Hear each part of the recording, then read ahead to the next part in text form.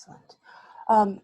Hi, everyone. Welcome to the first session of 1001 Nights and a Handful of Plateaus, instructed by philosophers Adam Berg and Reza Negrestani. Before we get started, I'm going to briefly state the instructor's bios. So first, Adam Berg is a philosopher and artist with a PhD in philosophy at University of Haifa, Israel, and teaches philosophy and critical theory at the Otis College of Art and Design, Liberal Arts, and at CalArts Critical Studies. His recent publications include Phenomenalism, Phenomenology, and the Question of Time in 2015, and Hephaestus Reloaded, composed for 10 hands. Reza Negrestani is a philosopher who has contributed extensively to journals and anthologies and lectured at numerous international universities and institutes.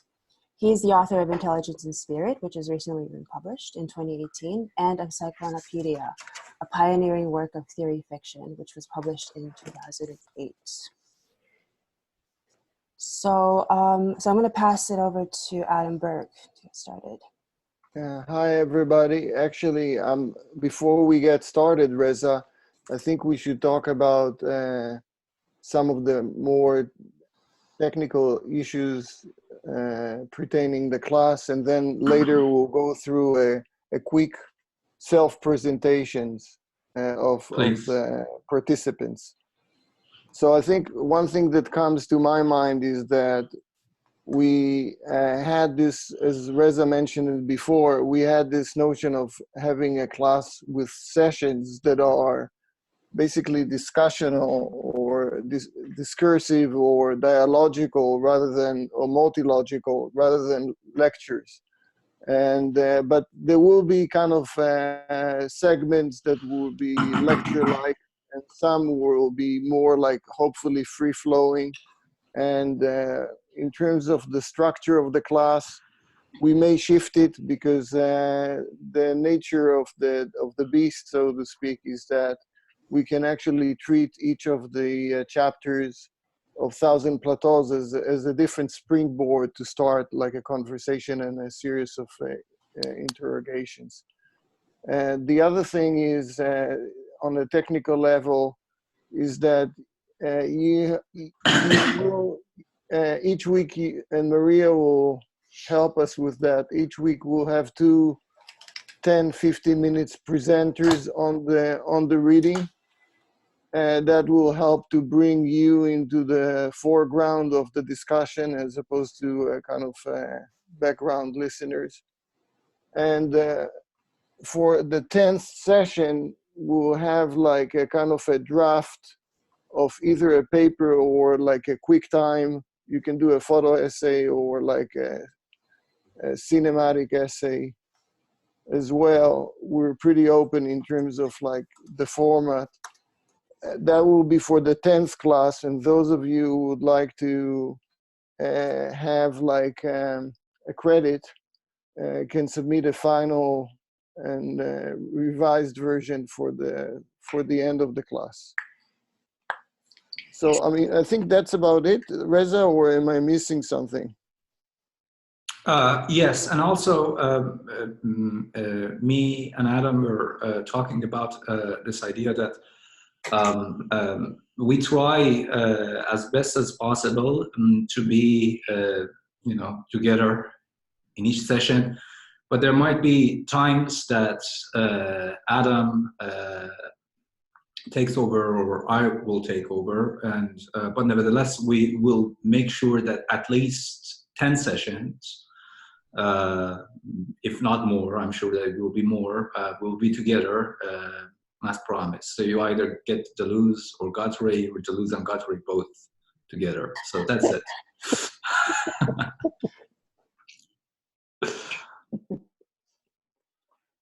Okay, well, maybe we can start with the participants self-presenting themselves. We can start from Ekin. Hello. So my name is Ekin Erkan. I'm from Istanbul, Turkey. I studied undergraduate art history and philosophy, and I studied graduate school at Columbia University at Film and Media Studies, where I afterwards taught primarily Deleuzean film and media theory. I plan on attending a PhD program, and I'm excited to take this course as an avid Laurelian and follower of speculative realism, object-oriented ontology. I'm very excited to be here and to learn from you too. Thank you very much. Thank you. Thank you. I think, is it Carrie? Oh, I'm sorry. Yeah, it's Carrie. You're referring to me. Sorry. Yeah? No, I'm sorry. Carrie, I'm sorry. I'm just looking at the list of. Yeah, Maria, my- maybe you can follow because you have the right order. Yeah. Actually, for me, the next was Richard. If that's Richard, okay. Yeah, go ahead. So I signed up as Richard, but I actually go by Wayne. I don't know if that's an Oh, adjustment okay, cool. could be made. My academic background was in comparative literature and computational neuroscience, and then I went on to get involved in astrogeological research, planetary scale magnetism. Most recent research has been focused around gravity surveillance and counter surveillance techniques, actually, for national security space. I'm a senior business strategist at a large GIS company, and that's all I got to say. Fantastic. Excellent.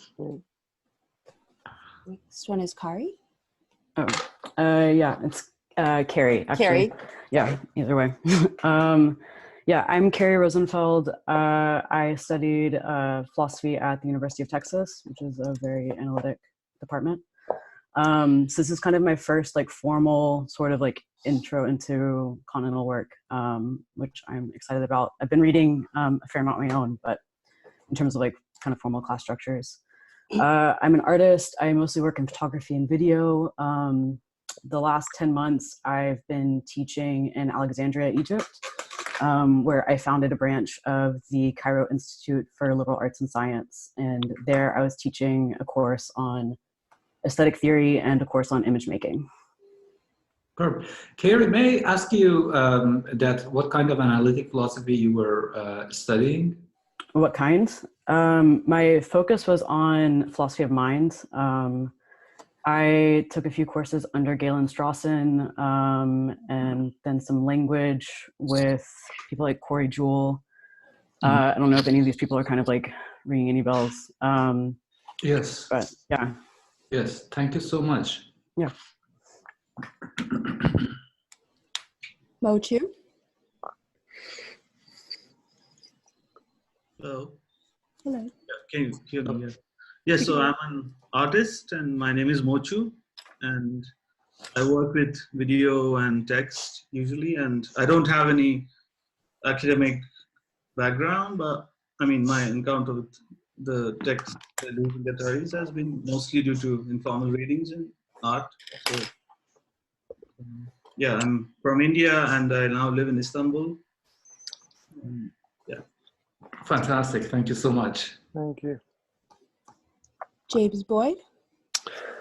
Hi, I'm James. I have an academic background from University of Michigan, studying media and philosophy, and now I'm interested in the philosophy of AI, cybernetics, and trying to coextensively study accelerationism, macrostrategy, and theory fiction, speculative realism in order to try and coagulate and develop concrete structures of futurity. That's fantastic. Thank you so much. Great. Great. George Michel, or is it George Michael? Hi. Thanks. Yeah, it's Michelle. Michelle. So my background is a little bit varied. I started in psychology and Japanese studies. I double majored in those, and then went into computer science and theater. I'm a software engineer in San Francisco, and I guess my history with Deleuze and Guattari, it goes back to, I don't know, a few years ago. When I was in college, I was kind of obsessed with Lacan and Heidegger, and I hoarded books from used bookstores, and I had Anti-Oedipus on my shelf for a long time, and I wasn't really ready to read it. And then all of a sudden I was, and I was reading Human Use of Human Beings at the same time as Anti-Oedipus, and the kind of cybernetic univocity kind of idea popped into my head. And I've been a fan ever since. So yeah, excited for this. Excellent, excellent. Thank you. Yeah, that's a new kind of spin on the notion of an Oedipal complex, right?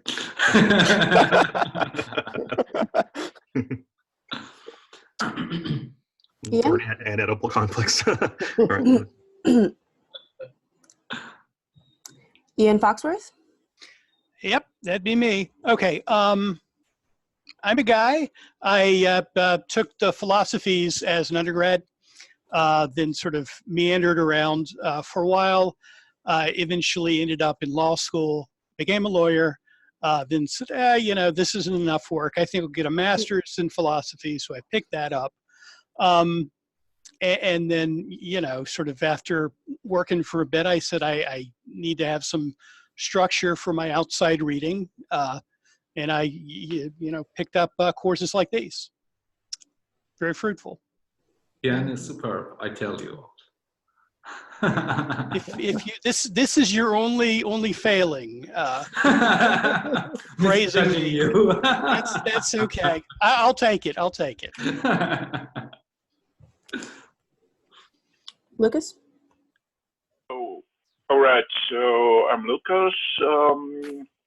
Basically, it's the first seminar with the new center that I'm attending here. I'm originally from Slovakia, where I did my first master's in political science, IR, and then I actually did another master's in political theory in Canada, University of Ottawa, with like a focus on modern political thought. And yeah, like right now I'm in Finland doing a PhD, and which is kind of mostly around Nietzsche studies and biopolitics, but I'm kind of generally interested in wherever the wind blows me through here.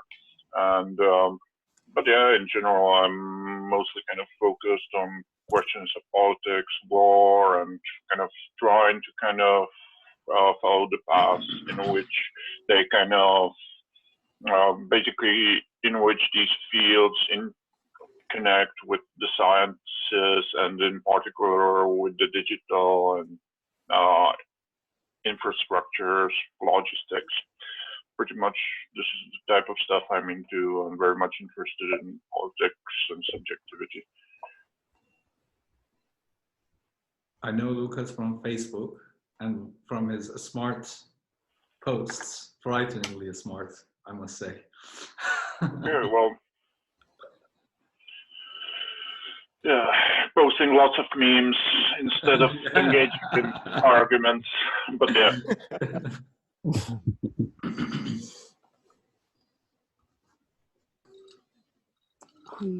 Who's next? Sky? Hi, I'm Sky. Interestingly, like Ian, I have an undergrad in philosophy and then practiced international law for a while, and more recently have been doing more militant research on compositional structures and nested hierarchies, as well as models of concurrent computation. A few years ago, I spent some time at the Sense Lab in Concordia with Brian Masumi. So I'm really looking forward to this course and what I imagine to be a rather different reading of Plato. And also have been engaging excitedly with Reza's most recent work, and looking forward to exploring how the world building capacities of the formal dimensions of language, logic, and computation provide a problematic field with which to re-engage with this text. Thank you so much, Sky. I know your address.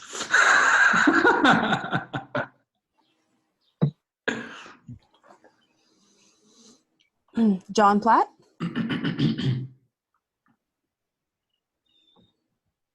Hi, I'm John. I'm an artist in Portland, Oregon. Mainly painting and drawing, but a little bit of sculpture too. Kind of lightly got into philosophy in college at the Art Academy of Cincinnati, but yeah, not too rigorously as a lot of you guys. I was initially drawn to this project, the Deleuze and Guattari, the Capitalism and Schizophrenia a couple years ago, it was put to me that it was a kind of an antiseptic of fascist thought. So that appealed to me. So I thought I'd investigate, and here I am. Fantastic. I won't promise you that it would be totally antiseptic to fascism. So I've heard. It happens. But it's a good rub, though. Yes. Sophie? Oh. Hello. Hi, I'm Sophie. I just graduated from college, and yeah, I just finished my studies. Now I'm back in Germany, and yeah, and I'm very interested in the book as well as the professors who are teaching it. So yeah. I forgot to tell you, you were pirating my classes. I was what? Cat arts, pirating my classes. I know. They're going on with that. Hi, Reza. Hello. Hi. Hi. Hi, Adam. Hi, Sophie. Good to see you. Good to hear you. Good to see you. Yeah. Yamini? My name is Yamine. I'm an artist.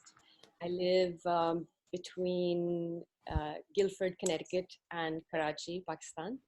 And not between, because I'm not split in two, but half here, half there. I have a background in architecture for my undergraduate, and worked as an architect as a first life for several years, and then just really hated my life and switched to fine art, which I wanted to do for a long time. Did an MFA, and I mostly make video and I write, and I'm currently working on a project on the beach in Karachi, which is sort of a radio project. And it's sort of thinking about the future of the commons, commons as a space which is both human and non-human versus individual aspirations, and the city as a particularly toxic place, but then individuals are also like up there as equally toxic competitors, fighting and negotiating for this little strip of land. So that's sort of get people together into collectives and sit off and do my. Fantastic, fantastic. You're so close to me, actually, Guilford. Yeah. It's just up north, a couple of kilometers away from me.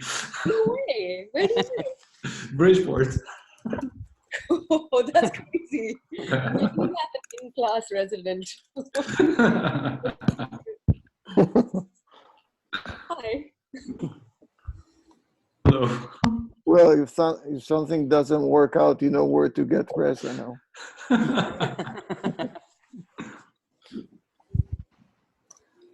Charlie? Hi, I'm Charlie Birch. I live in Tucson, Arizona. Been interested in cultural theory of all forms for a long time. Studied at Berkeley in the English department, but took a lot of classes over in rhetoric. But this is not my area of expertise, so I'm excited to engage with it fully, finally, after decades of not doing so. Thank you so much. Thank you. Adam Klein? Oh, whoops. It's Sapide.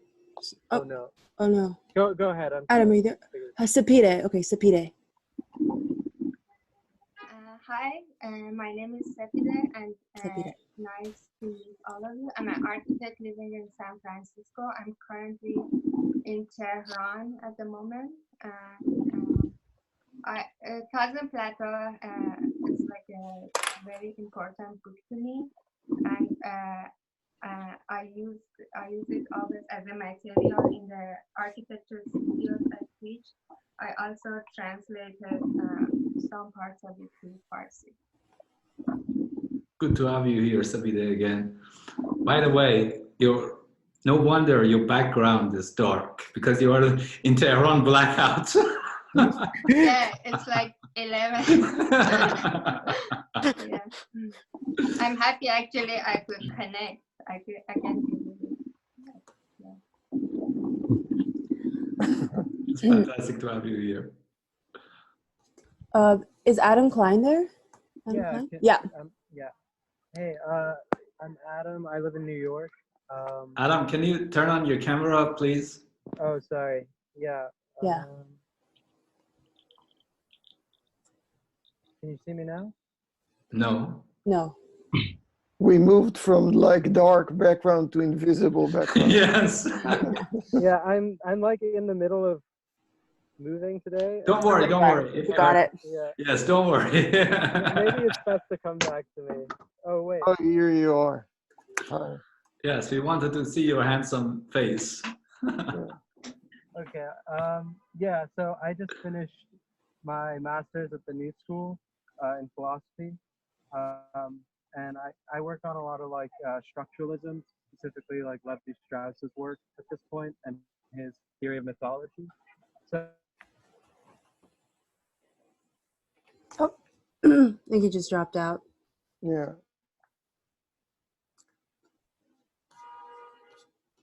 Oh, you could finish off later. Yes. We just go on to Danger for Adam. Jared. Oh, Jared is on mute. there Now you are. he's on. Can you hear me?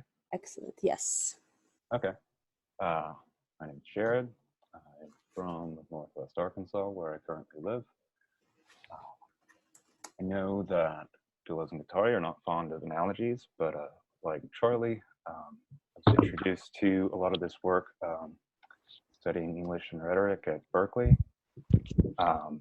It's focused more on rhetoric, and so my perspective, even though this was like 8 years ago, is still, I can tell, colored by interest in hermeneutics, phenomenology, media theory, narrative and aesthetic theory. But I guess 8 years ago, I came to the geology of morals and wrote a book that was part hermeneutic historicist exercise, tracing its lineage from Nietzsche's genealogy of morals to Foucault's genealogy and archaeology, to try to make sense of what the function of those illusions would be for what I termed the kind of morphogenetic description going on in that particular plateau. But really, until I started taking Daniel Sacalotto's courses with the New Center, the one that just completed and the one that started in November, I hadn't pursued any kind of formal research in these fields for 7 to 8 years.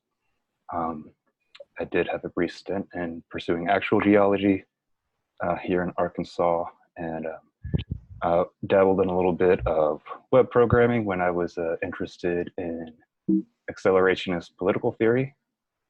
That was a couple years ago as well. For the most part, I've been working to pay the bills and pursuing other things in a sort of non-teleological sort of way, at least on a large time scale. But I'm very interested in pursuing much more comprehensively the project of kind of stripping away the metaphorical components of Deleuze and Guattari's work in A Thousand Plateaus. In addition to that, I would like to think about supplementing this kind of like re-inauguration of the cosmological or epistemological and ontological concerns with, I guess, thoughts about actual therapeutic and micro-political interventions. It's important to keep in mind that they wrote the text. I couldn't find this particular essay, but instead I found the one in which Deleuze is talking to Antonin Negri in 1990. But at one point they come out and say that after May 1968, I think this is more Deleuze. He was concerned with the way younger people were struggling to analyze themselves with the resources from psychoanalysis. I feel like that's a continuing problem, and however that could be addressed is interesting. Super, fantastic. Jared, may I know what is the title of your work and if it is available? The thesis? Yes. No. Actually, I stopped pursuing academic education because my advisor suggested that I like cut it down to 20 pages from 80 and submit it for publication. And I thought it wasn't any good, so I just quit. Wise choice. Yeah. Yeah, for a long time I just thought, like Deleuze has in that interview, Leviathan, he's like, it was philosophy or nothing for me. But I was lucky to do philosophy, so I just kind You can always do philosophy anywhere. Yeah, I'm back. I love Even it. I'm really happy to. Even in your bedroom. I've been super excited to be pursuing these questions again, especially with like a group research context. That's great. Yes. Yeah. Thank you so much. No problem. So, Alex McQueen, are you there? And Hi, do you have yeah, video? Yes. I have video. Yeah. Excellent. So I'm Alex. I guess I sort of became interested in Deleuze and Guattari through sort of Marxist and anarchist theory, and then got well into that, kind of had this long-standing encounter with anti-Oedipus, like somebody else mentioned, having this sort of Oedipal complex around it, having to come to terms with it. And eventually that sort of, through some of the accelerationist currents, ended up bringing me to the philosophy of science. And so that's become like quite a strong interest for me over the past several years. And so I've been looking at thinkers like Popper and Lakatos, and working through some of that material. And I guess my current intellectual projects, one is I've been running a discussion group here in Vancouver on the history of structuralism. And so I'm trying to bridge, there's two brands of structuralism, of course, one coming out of Levi-Strauss and Saussure and Lacan, and pursued by Deleuze, and then another which is more typically called structural realism, which comes out of Russell and Grover Maxwell, then gets brought up again by John Worrell and James Ladyman. And so I'm trying to sort of bridge that and bring people who have a familiarity with one of those into contact with the other. And then my other project is kind of looking at how we can bridge anti-realism and realism, or idealism and materialism through something like explication. And I've been looking at a lot of the philosophy of math, particularly some of the philosophy of math coming out of Brouwer and his sort of like interpreter in Dummett to kind of look at that. So that's where I'm at. I'm impatiently waiting for your Freudian refutation of Deleuze.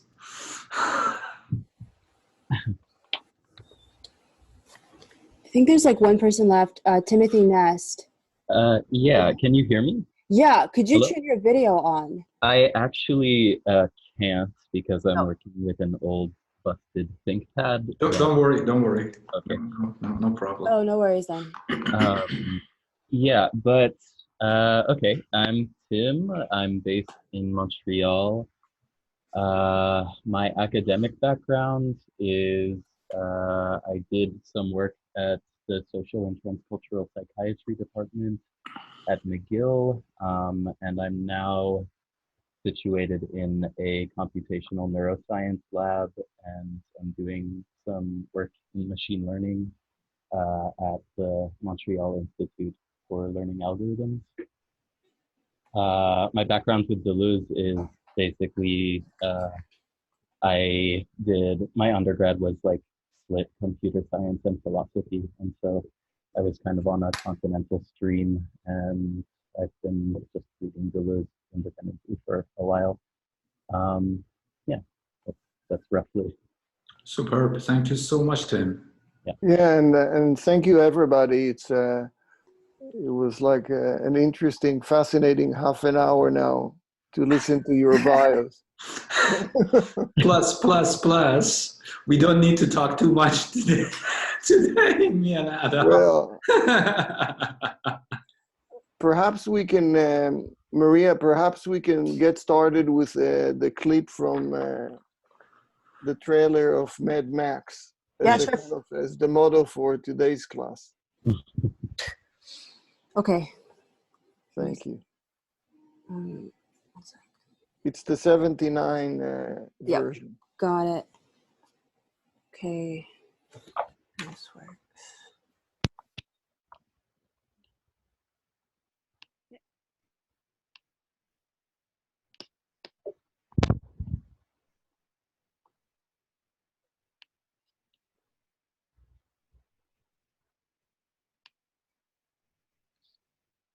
Somewhere on the abandoned highways of tomorrow, where law is another word for vengeance.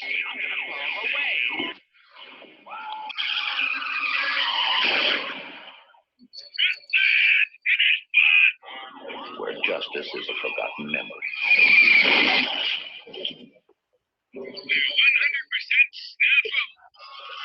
And order lies shattered in the ruins of civilization.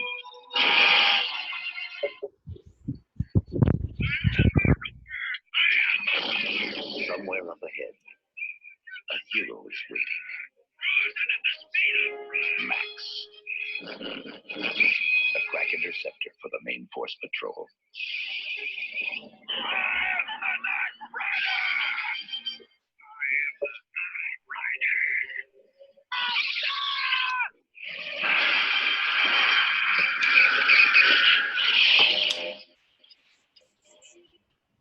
His power is a badge of bronze.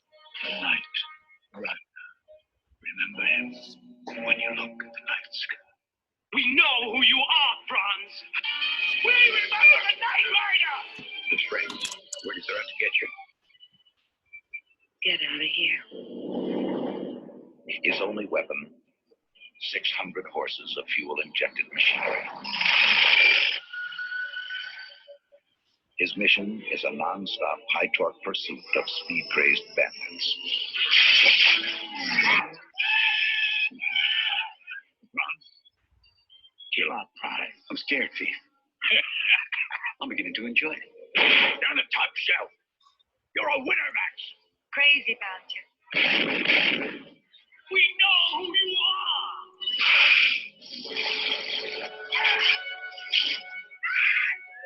They've broken his wife. They've killed his best friend. People don't believe in heroes anymore. They've pushed him too far. We're going to give them back their heroes. Mad Max.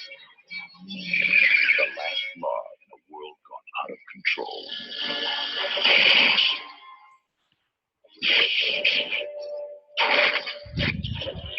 Where every day is a duel. Every life is on the line. And every turn in the road brings you face to face with a new kind of terror.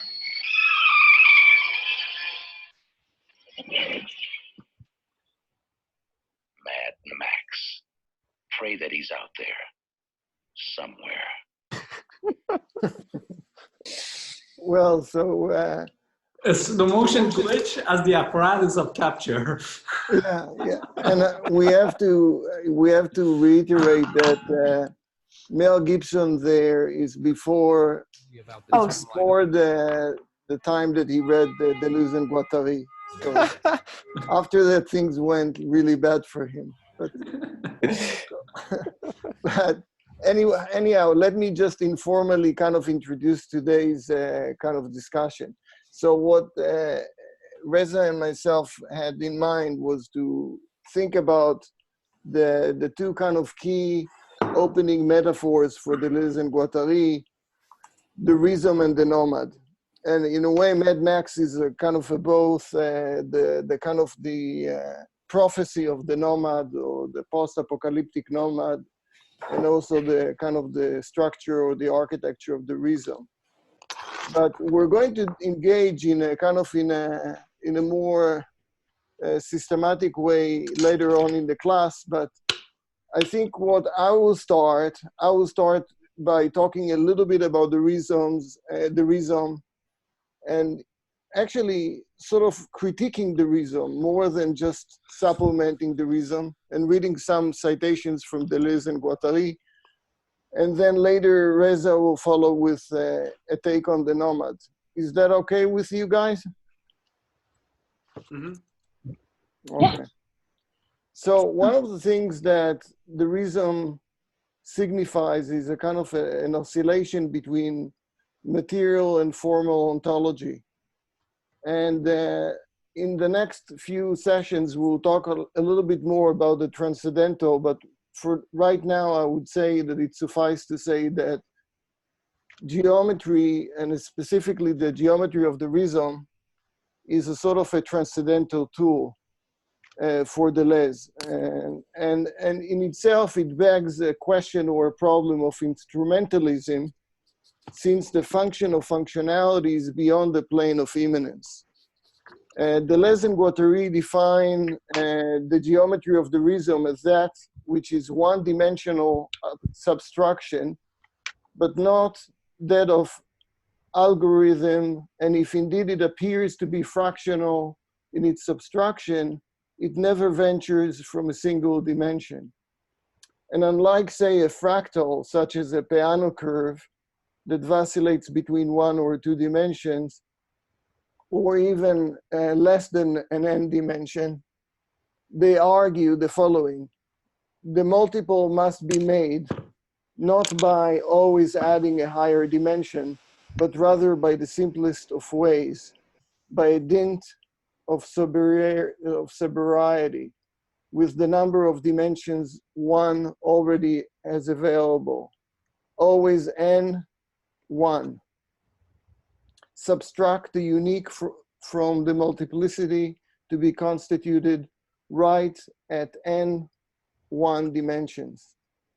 And it makes a kind of the notion of the rhizome, in a sense, a vitalistic and an expressionistic tool that overrides syntactical and linguistic structures, as well as the rules of axiomatization and logical types, which we will later explore in these sessions, in other sessions. The rhizome facilitates thus the promiscuity of semiotic connectivity with its, so to speak, hierarchy-free logic of connections and connecting.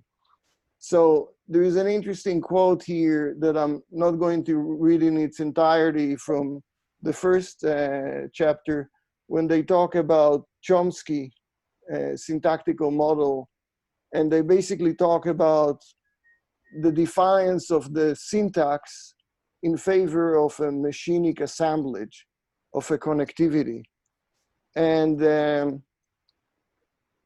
they say the following: our criticism of linguistic models is not that they are too abstract, but on the contrary, that they are not too abstract enough, that they do not reach the abstract machine that connects a language to semantic and pragmatic contents of statements, to collective assemblages of enunciation, to a whole micropolitics of the social field.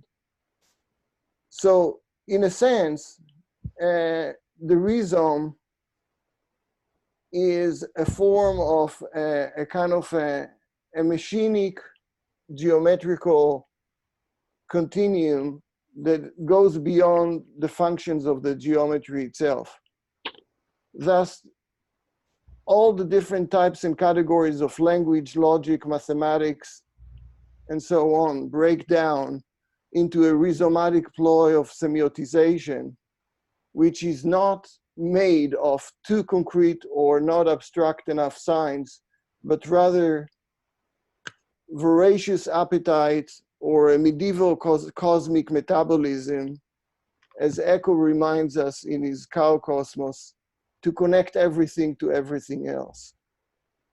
And ultimately, this insatiable aptitude and as well as appetite for semiotization result in the twofold obliteration of causes by signs, a fatal flaw to Hume's problem of induction, because even though Deleuze is, a kind of vehemently kind of defends some aspects of Hume, he nevertheless replaces the kind of the causal chain with a kind of a semiotic chain, with the concept of the rhizome. and of logical types and categories by geometrical outcast of a capricious beast, the reason, which undermines deductive logic and reasoning as a scale problem, which goes all, all the way back to Kant's mathematically and dynamically sublime concept of the sublime. And yet against the overflow of semiotic coding and linking appears the rapturous or chasm of the reason, again betraying the immanental nature of by becoming a transcendental tool. This is a snapshot of the reason's Janus face.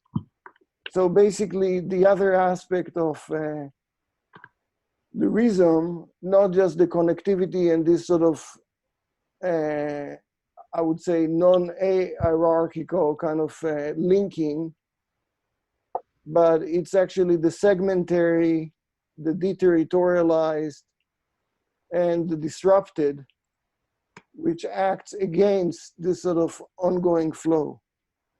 What they call traversal communications between different lines scramble the genealogical trees. So the reason, in a sense, is also what Deleuze and Guattari announces as anti-genealogy. And one of the aspects of the reasons which I felt compelled to address, and later we'll bring it up also in relation to Reza's presentation and responses and mine, is the notion of the Orient.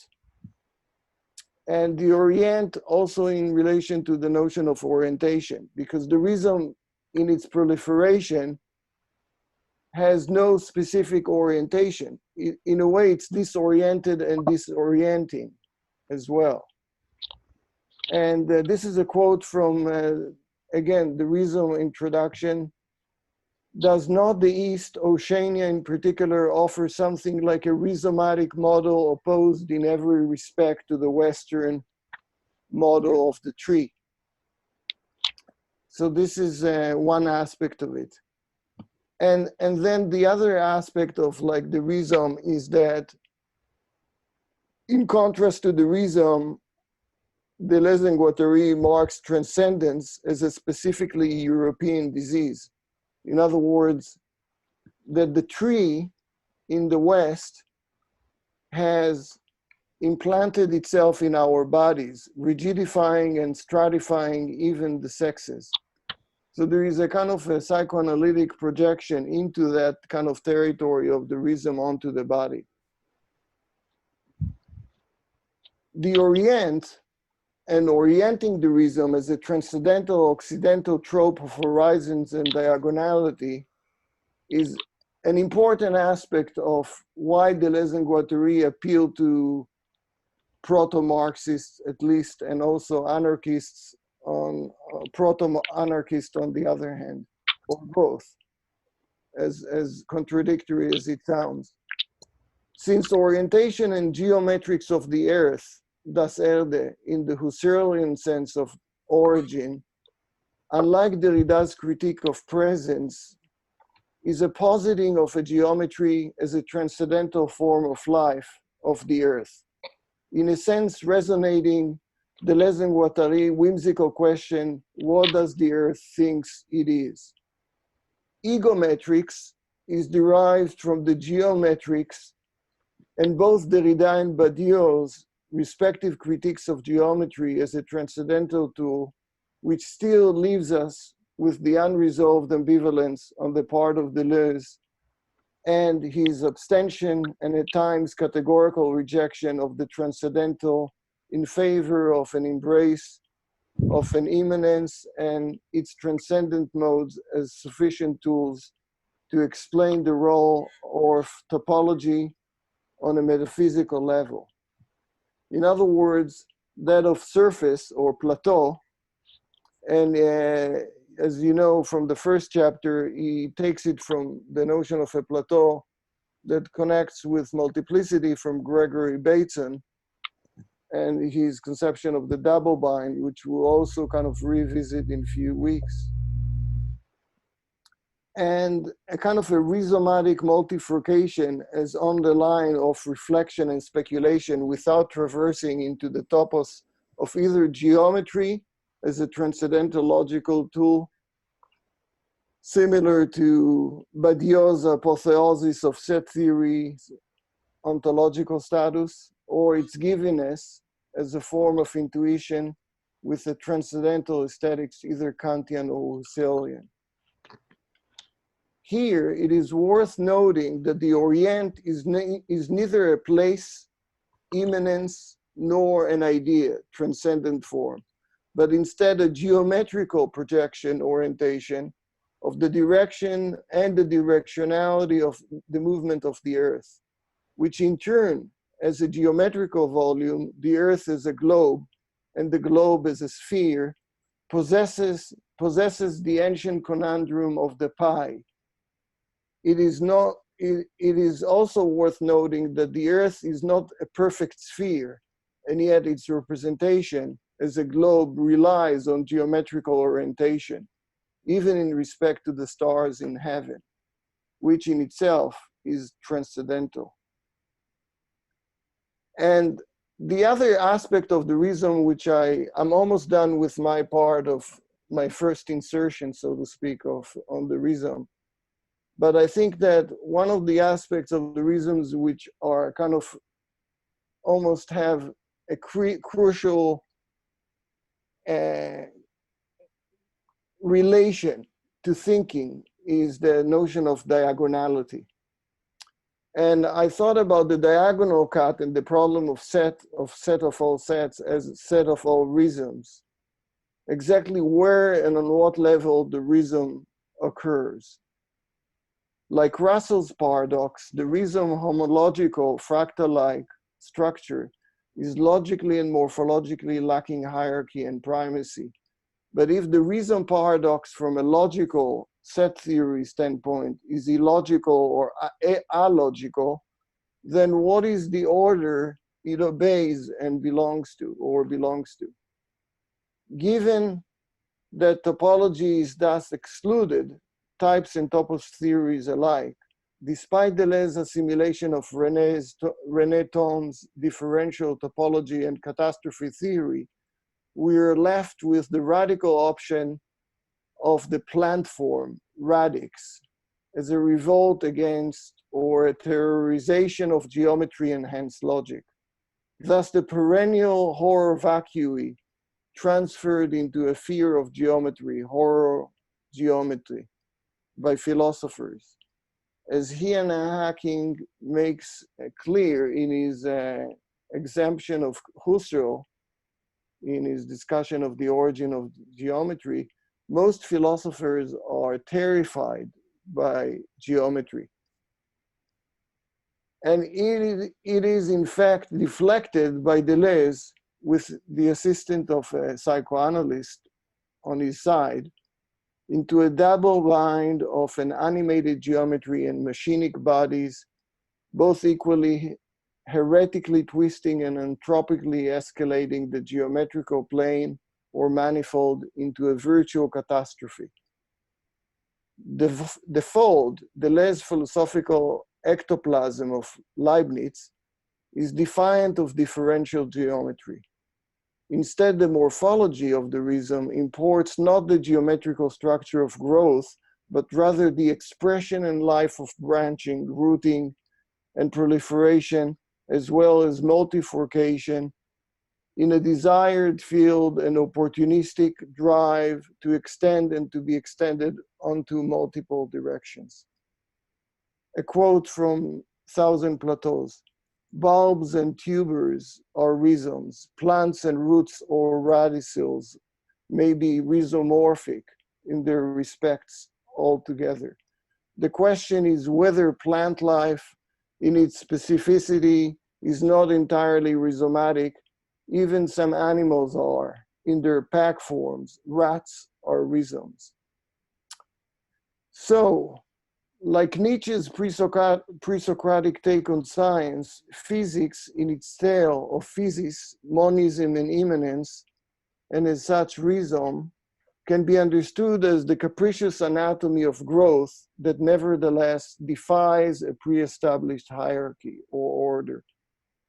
Thus, one can practice and import both logic and mathematics and still deny its Platonistic plane of ideas, as long as the logical and mathematical operations are construed a la Hume as systematization and regulation of acts and repetitions of singularities. As in difference and repetition, Deleuze assumes the skills of science, techne, without accepting their a priori eide, or logos. And thus, bias, indeed, render his philosophy an expressionism in a manner reminiscent in a way to Spinoza's double coding of geometry and its axiomatic method with ethics' infinite predicate, God, as an expression or manifestation of life, irreducible to the Cartesian categories of substance. The reason is therefore insubstantial and immaterial, but still immanental, since for Deleuze, it is the indifferential predicate of the agency. So that was my first insertion on the reason, which basically centers again on the notion of like the reason as a transcendental geometrical tool, even though we don't associate a transcendental turn with Deleuze and Guattari for that matter.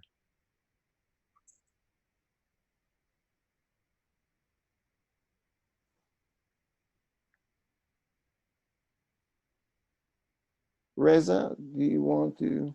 Sure, Do you want to sure, respond? sure. Okay, thank you so much, Adam. Fantastic, fantastic. Unfortunately, my foray into ATP won't be as eloquent as yours. I merely want to make a few vignettes into the definition of a nomad. But before that, as always, I have to make a joke. So last week, I was telling Adam yesterday, I was reading ATP after so many years, refreshing myself, and I fell asleep. I got bored a little bit. And then I wake up and I see this magnificent passage about the critique of enlightenment and its positive traits. I said, oh, this is a fine piece of philosophy, I tell you. And then I noticed that this is not Deleuze, this is Carnap. But regardless, I actually, it's quite a very humorous book. Yes, there are certain dodgy aspects, so to speak, about this book, in the sense that he's saying that, I mean, they are saying that, oh, we are not talking about actual historical examples. We are talking about philosophy. Nevertheless, they go on and basically carve out examples, make illustrations in order to justify their philosophical arguments. And when you try to catch them by the historical inaccuracy of their examples, they said, oh, well, we were making philosophy, you know, in order to justify historical examples. But nevertheless, it's even after all these years, this book is still fresh. It has many provocations that are worth considering, worth working with. In any case, one, what is a nomad? Let's go to historical examples.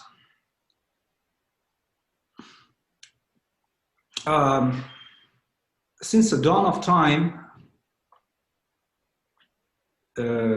nomads were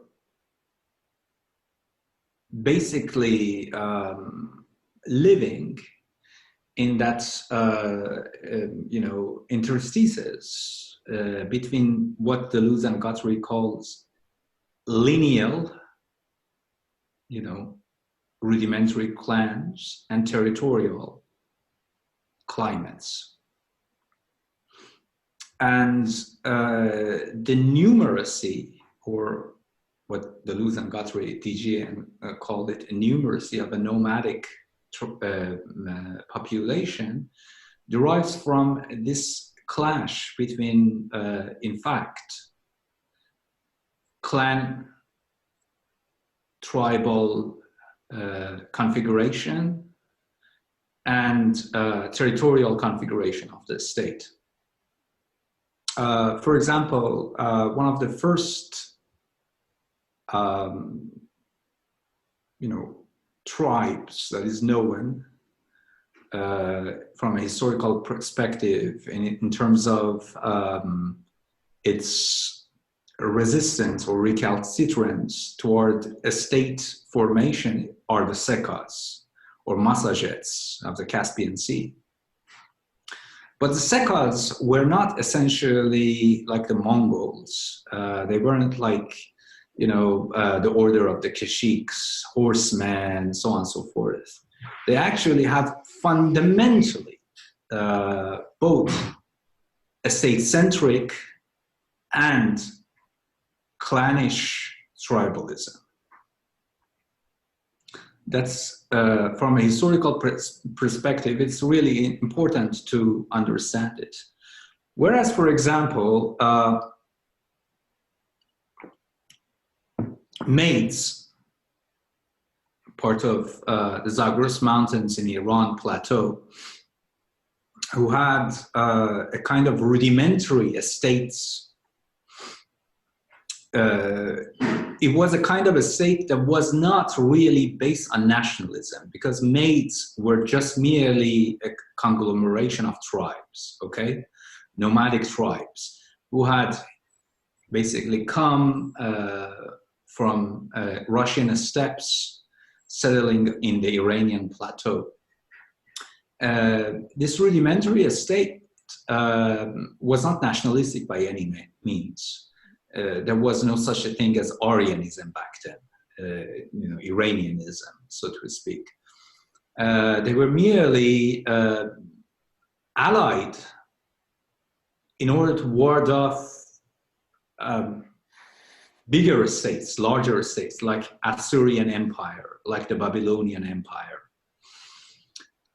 And of course, they were fundamentally nomadic people, and you still see the traits of these maids in Fars province of Iran, the Persian nomads, the Bakhtiyari, the Lor, so on and so forth.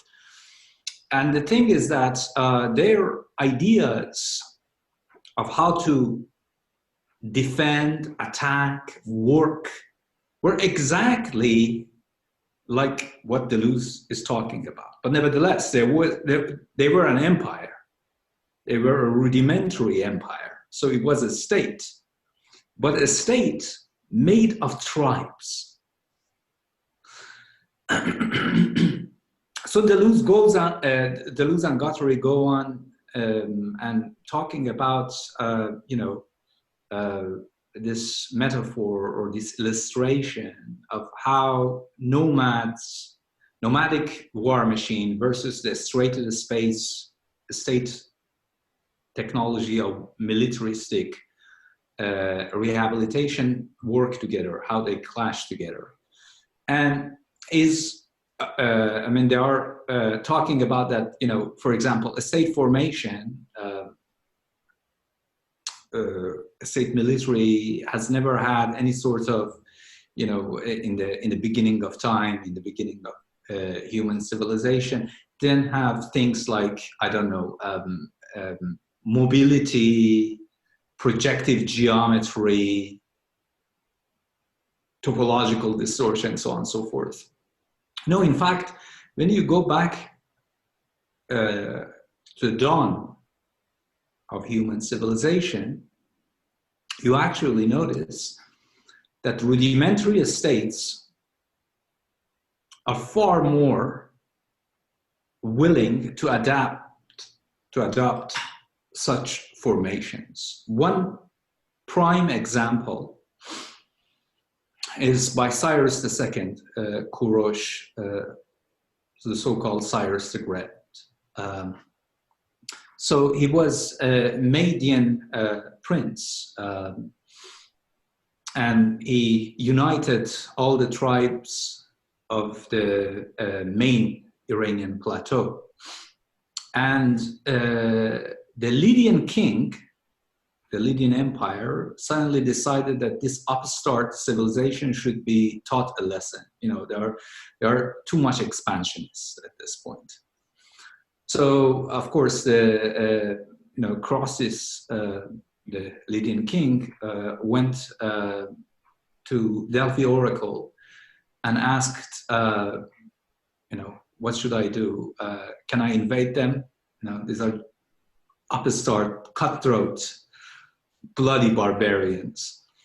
And the Oracle of Delphi says, yes, a great civilization will be destroyed. But of course, you know that always the Delphi Oracle is making cryptic injunctions. He actually meant that the great civilization of Lydia will be destroyed. So the warfare was a very strange nomadic tactic versus this kind of, Greek formation, Lydian formation. So the Lydians create, the old square front-to-front formation. Cavalry in the back, archers, back of them, the spearmen in the front, and the chariots on the flanks, so they can charge and outflank any kind of disorganized troop. The thing is that Cyrus understood, because he knew how nomads actually do fight.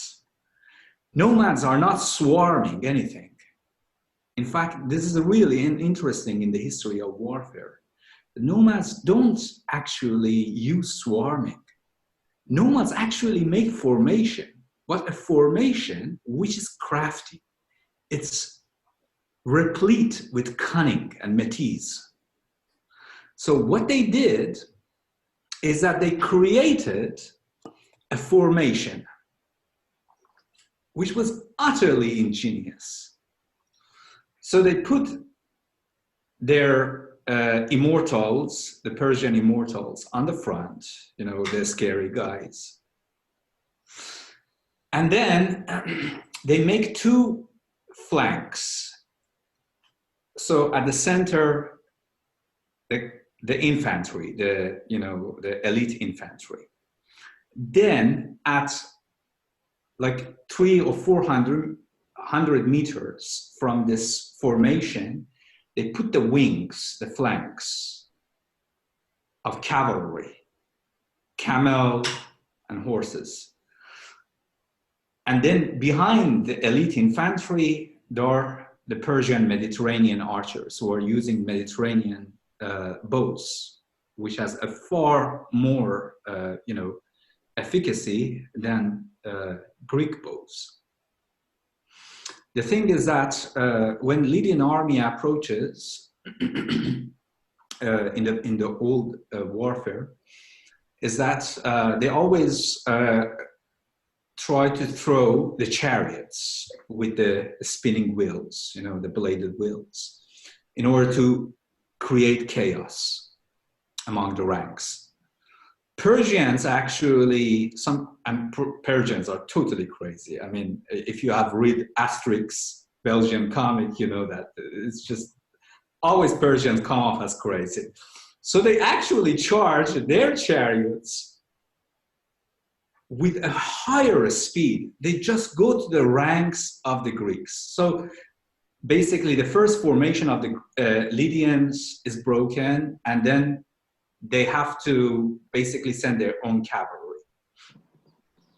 And then the cavalry comes and approaches the Persian formation, and they think that, oh, there are holes in their flanks because they have put this kind of, massive amount of gap between their cavalry and their infantry formation. But it is an instance of geometric, projective geometry. There is no hole, in fact, because if you try to approach a linear formation, thinking that you can outflank them, if you have formed your cavalry with a certain distance from your central infantry, then that cavalry can actually, it's like a bird, can envelope its wing and outflank you. So that's how they won. It was basically almost 150,000 Lydians and 40,000 Persians. It completely decimated the Lydian army. So yes, the nomads are not these kinds of swarms. Even Genghis Khan didn't have these kinds of swarm tactics. Actually, so there is this quote that in ATP that they are saying that, they don't know anything of city. But no, Genghis Khan actually was a fundamental strategist. He first sends spies to completely monitor and survey the structure of the city, such that they know how they can attack.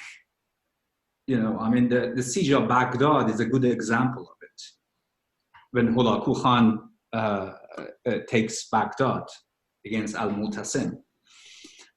So yes, there are these historical inconsistencies about what nomads are. Nomads are in fact rogue states, I would say. They are fundamentally plastic in terms of moving back and forth between this sheer mobility and sheer centralization. And of course, this is the very logic of today's RAND Corporation, American military infrastructure. Not only they weaponize everything, even the goddamn laws of gravitation, but also they create the internet of everything so as to militarize them.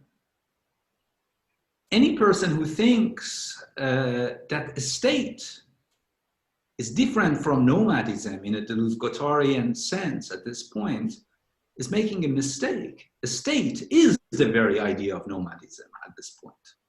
Capitalist state. Yes.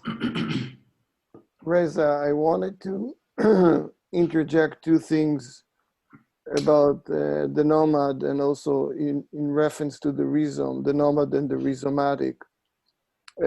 I think there is also a kind of an oversight in terms of difference between the hunter and gatherer societies in a prehistorical sense, or even in pre-modern sense, whatever you want to call it, and the nomad.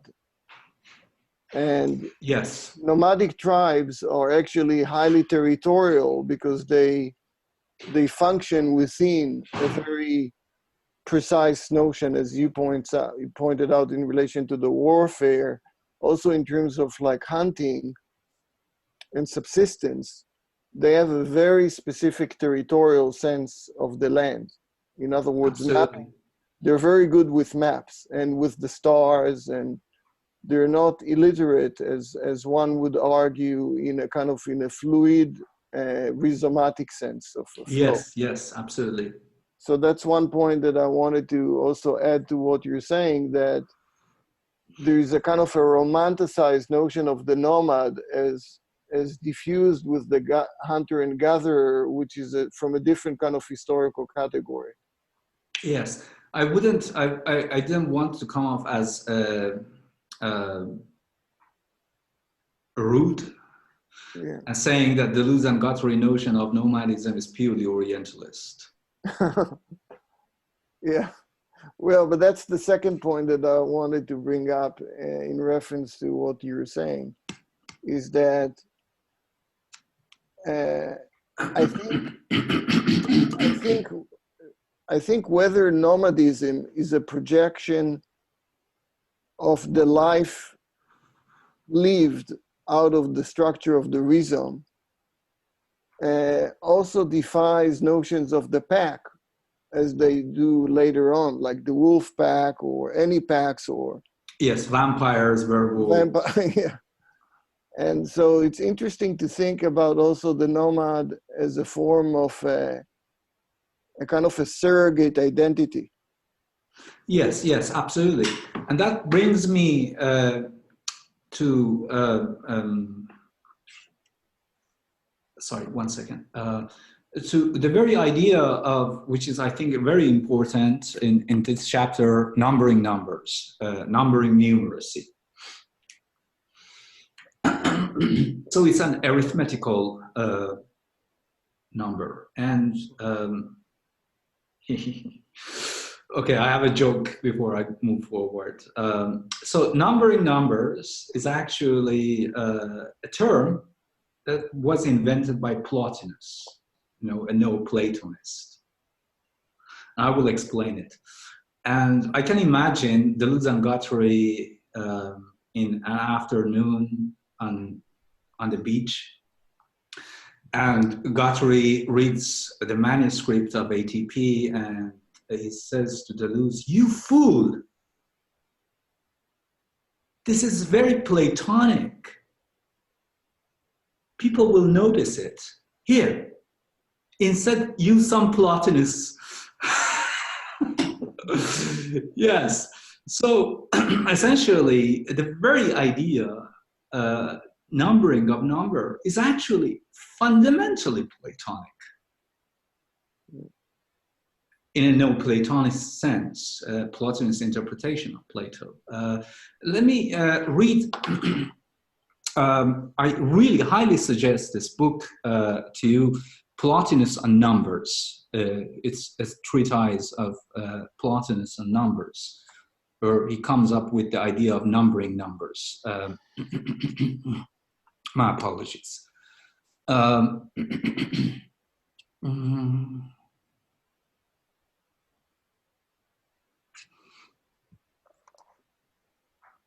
So,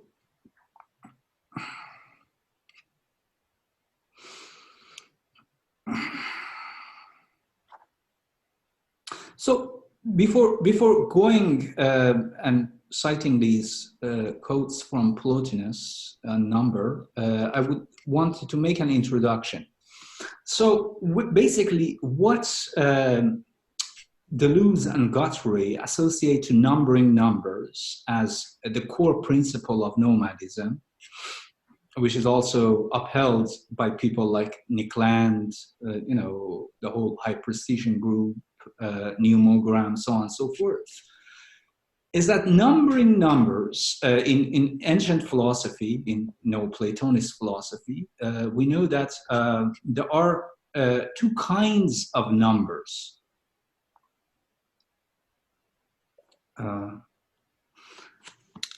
One, they are called substantial numbers, and the other are called true numbers. Okay, true numbers are numbering numbers. Now, the confusing aspect here is that true numbers are also called numbers or numeration in substance, a la Plotinus. So let me make an example. The thing is that imagine you have two cats and two men, okay?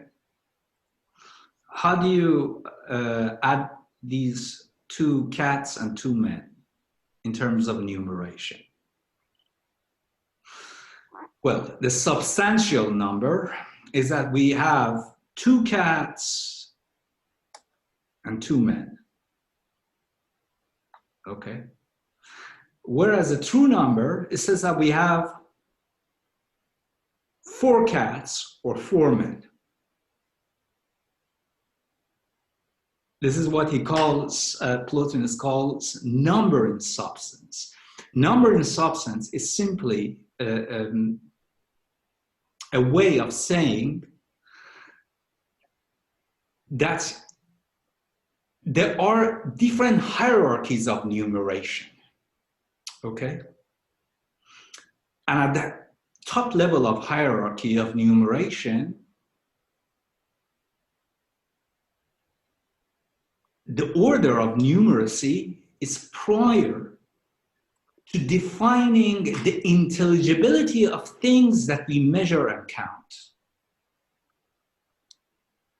It is in fact a condition of possibility of measurement and counting, which Deleuze talks about. Sorry, I always say Deleuze and Guattari. Guattari doesn't count. So yes, in Plato, allegory or analogy of the divided line, you also get the same thing. So you have, at the very least, 2 categories of numeration, okay? One is numbers categorized under the rubric of mathematicals. And we know that the segment of mathematicals stand between higher forms and epistemological criteria with regard to the world as a real thing. But there is also a different idea of numeration. Numeration as such, which Plotinus calls numbering numbers. These are essentially forms without which we couldn't even measure or render intelligible the epistemological realm, the objective realm of reality. So yes, it is actually quite a very Platonic thesis. However, there is a difference here. Actually, it is not also, no, it's not difference really when I'm thinking about it. So here we go. For example, fractions, 1/3, 2/3, I don't know, so, all of these stuff. They belong to the realm of mathematicals or lower forms, which have an epistemological traction or an epistemological relevancy to reality, to material reality. But we could not have come up with these fractions unless and until we could develop crisp numbers, natural or subnatural, prime, super primes, you know, natural numbers, which belong to the realm of higher forms. So it's really interesting that even, for example, thinking about numogram, if you think about it, it's all about crisp numbers, you know, naturals, primes, and, super primes. And in that sense, it is totally conforms with the idea of Plato's numbering numbers, or numbers which belong to the higher forms, beyond the mathematicals, beyond the complex rational or irrational numbers. Maybe Adam can say something here. Well, I think that what Deleuze and Guattari are kind of aiming with the numbering numbers is actually, ironically, it has less to do with number theory and more to do with like geometry, projective geometry, and movement. Yes, yes. And I think the movement is a theme that is occupying both the rhizome and the nomad, the two great metaphors. Yes. That together they coalesce within the notion of the multiple. The question is, yeah. Do you think that can we talk about, so we get these instances where DG talk about the soul versus thought, you know, and thought in a Platonic sense can be, or in a no Platonic sense, can be somehow equated with the idea of intellect, you know, a spirit of the body. Yeah. So the soul, we know that in the analogy of the divided line, that it is somewhere in between, you know. It has an epistemological function. And Plato, for that reason, Plato actually consider it as inferior to the numbers, which are purely spirits of the bodies, in the sense that they are entities of the intellect, knows all the way down. Yeah, I mean, that goes back to not just Platonism, but later to Neoplatonism, and the notion that, and even later Baroque, I mean, in the sense that Deleuze takes from Leibniz, that the monad, for example, is the concretization, is the abstraction of the soul, whereas the soul is the concrete aspect of basically of some sort of life, right? It's the concrete aspect of life. But I think that the difference here is that I don't think it's a short sight on the part of Deleuze and Guattari, because they do note that what they mean by number here and by the multiple is not counting. So I would make a differentiation here between numbers and digits, whereas the digital, and we said it, we'll talk about that too, the digital and the analog. Ironically, the digital is in fact related to counting, even though in our terminology it shifted, right? And the numbering is actually related to the multiple in a monistic sense, not as something that can be counted. So it's really a kind of, in my opinion, this is a philosophical problem. It's not just a mathematical semantics or issues of distinctions between concepts, because the philosophical problem that I see here is that there is an ontological kind of monism on the part of Deleuze and Guattari in assuming that the multiple is not countable, right? It's a problem. It's a philosophical problem.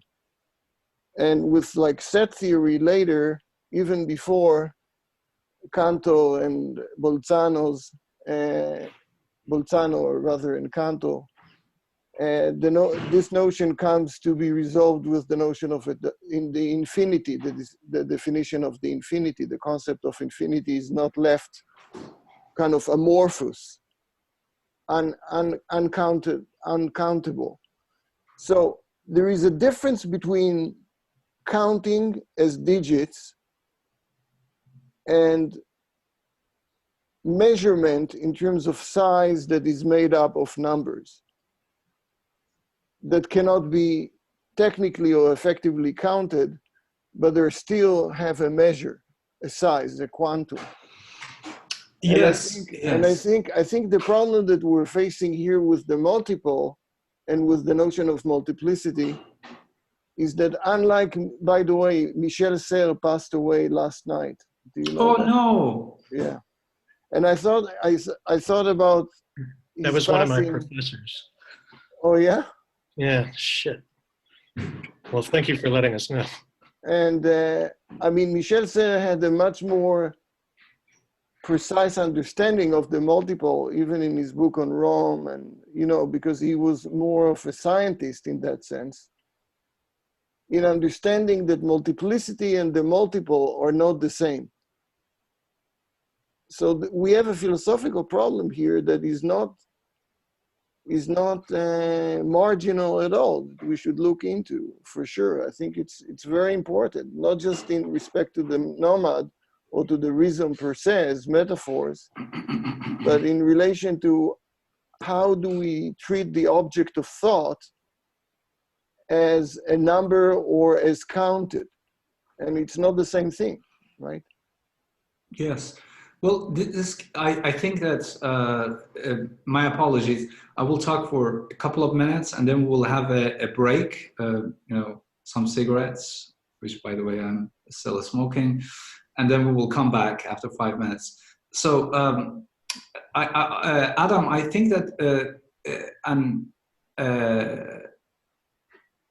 I would say that a very similar example about this idea of the multiple and multiplicity can also be thought about the idea of line and linearity in terms of complexity science, which both of them confound the distinction between the two. I mean, we can think about.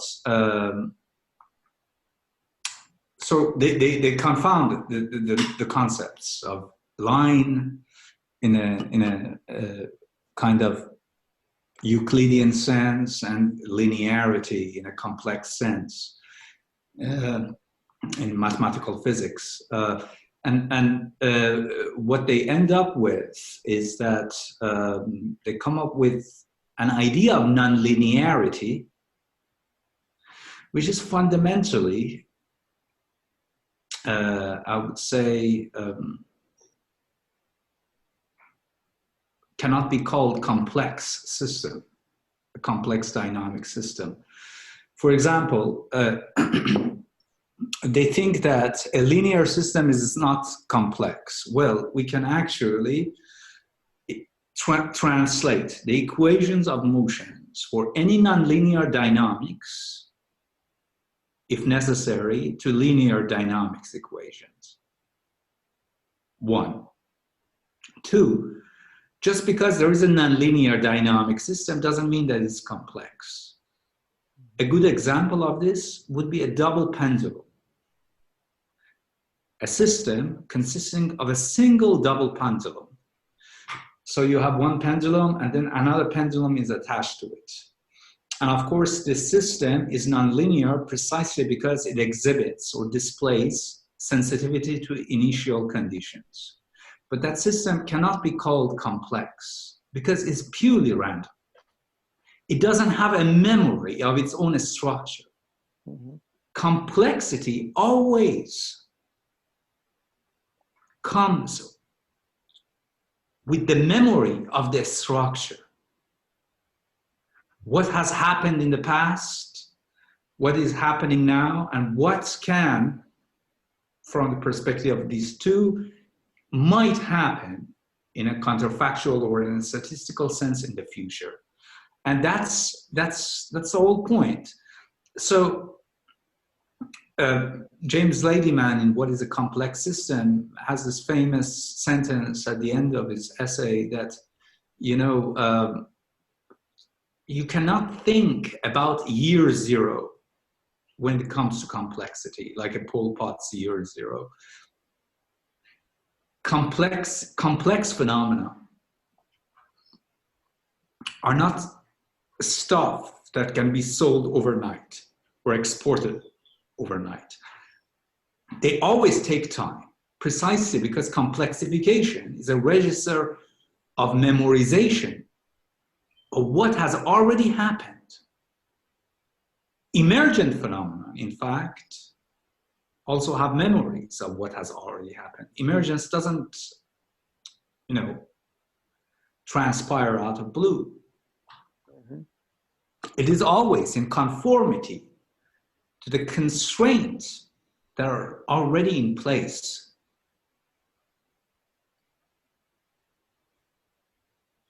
Yeah, I think that even without critiquing a kind of a Laplacian universe in favor of like a paradigm of complexity, as you do, which I agree with, I would emphasize again the difference between epistemic multiplicity and concepts of infinity that are not, they don't belong to the same kind of category. Yes, yes. And I think that one of the reasons why Thousand Plateaus was so appealing to so many people is because it effectively suggested both. And there is no kind of supervenience between the two. It's not to say that one excludes the other, but one is definitely not the cause for the other. Yes. And I think that's a very important point, also to think not just about geometry and mathematics, but also to think about politics. Yes, yes, yes. And even constructs of state politics in relation to the multiple and multiplicity. You can have, as we very well know, you can have a multi-ethnic society and still have a proto-fascist society, state apparatus. Or you can have, minoritarianism, minoritarianism as a pathology, rather than the true respect for minorities, has shown quite a great deal of fascist tendencies. And in fact, this is not something recent. I mean, as I told you, for example, think of Bedouin tribes at the beginning of independence of Saudi Arabia as a state by the intervention of the British colonialists. So the nomads are basically guardians of the oil wells. And of course, they use, they transfer their lineal, their rather, clan-ridden beliefs to the state apparatus in the form of Wahhabism. Wahhabism is a purely nomadic state, if you really think about it, but it's also a fundamental monarchy, a dictatorship par excellence. Right. Yeah. So I think it's really important that we later revisit it and develop a further discussion on it, because I think that what comes out of the intersection between the rhizome and the nomad is really the question of the multiple and multiplicity. Yes, yes. And I think it concerns both the political and the global in the sense of the globe. So maybe we can take it on later in terms of orientation. Shall we have a 5 minutes break? Yeah, let's do that. People can talk and, Yeah. Okay. Yeah. Fantastic. Okay, see you in 5 minutes. Okay.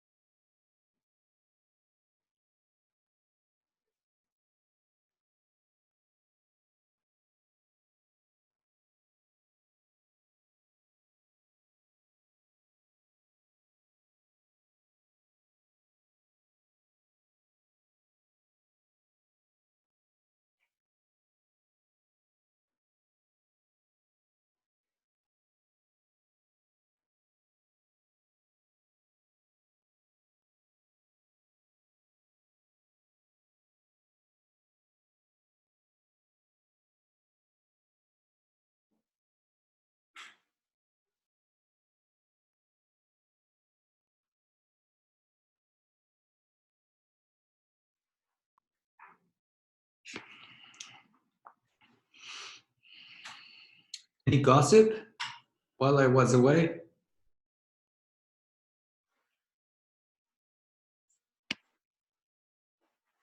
I was remarking on the fact that Mad Max took a very similar tactic to the toe cutter and the Knight Rider that Cyrus had taken to Croesus. Yes. Charging directly at them. And it's very sad about Michel Serres yesterday. I also heard that from a number of friends yesterday. I had no idea about it. I absolutely had no idea about it. Yeah, I thought it was because, you know, he wrote his conception of atomism as a science of flows in the birth of physics was very inspiring to Deleuze and Guattari in their discussion of vortical movement, smooth space, and yes, as Gilles Châtelet. I mean, this is basically the premise of Gilles Châtelet's The Sake of the Mobile, Figuring the Space, translated under the title Figuring the Space, where he starts the book by talking about this kind of Aristotelian reading of Plato, which he finds completely wrong. That so you have mathematics, pure, basically mathematical entities, uncontaminated by physical contaminations of movement, and then on the other side you have physics, which is an inferior thing to physics, precisely because it's contaminated by mobility. And Gilles Châtelet's whole point is precisely this kind of Democritean idea that you know, we can in fact think of points in terms of physical particles and how they interact. The spirit of the body, as Deleuze talks about it. Is this in Figuring Space? Yes. The whole book is about these problems: the problem of singularity, making a knot, you know, frictions between intelligible and mobility, so on and so forth. Yes. Yeah, so, you know, on this note, maybe I'll introduce kind of a question or a comment that I have, and maybe Who's talking? It's James. I don't know if yes. Yeah. My apologies. No, yeah. So so this question came to mind when I was reading Manuel de Landa's 1991 War in the Age of Intelligent Machines, which I found to be a rather apt kind of rehashing of ATP within different contexts, and a somewhat more eloquent philosophy of science using D&G. And so the question that comes to mind when reading this book and referring it back to ATP is taking a kind of philosophy of science approach that we see maybe with Bernard Stiegler, Simondon, De Landa, Deleuze and Guattari, etc., which is, I think, a rather adequate philosophy for dealing with things like complexity, chaos theory, nonlinear dynamics, etc. So why is it that when studying this kind of philosophy of science, why is it the case that using the heuristic of war is so successful? Which maybe it's arguable that it's successful, or not.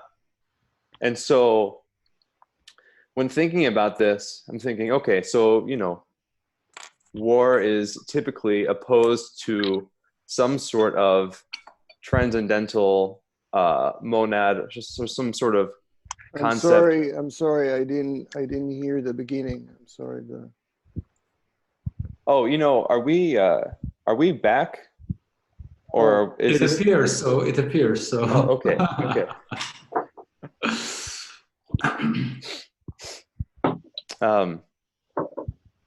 Adam, do you want me to backtrack? Well, if you can recapitulate, yeah, that would be helpful.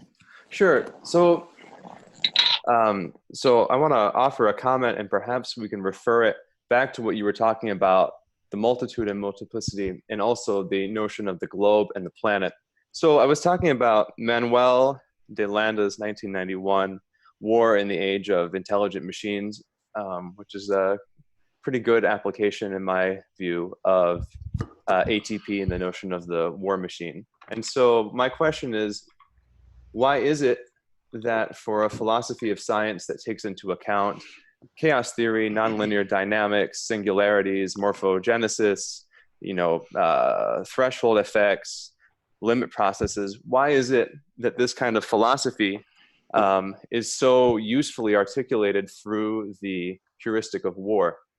And one thing for me that comes to mind is this notion of not only motility and morphogenesis, but also of irreducibility, so that you can continue to have abstract machines morphogenetically arising at finer and finer scales.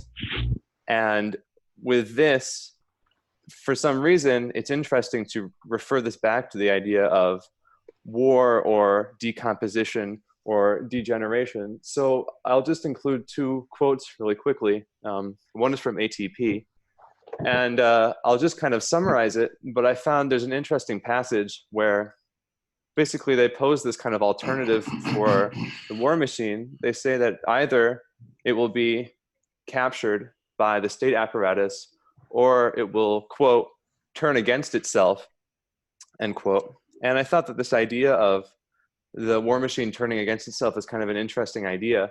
And what comes to mind for me kind of immediately is the notion of the Thirst of Annihilation, which was a book that Land wrote about Bataille in the 90s.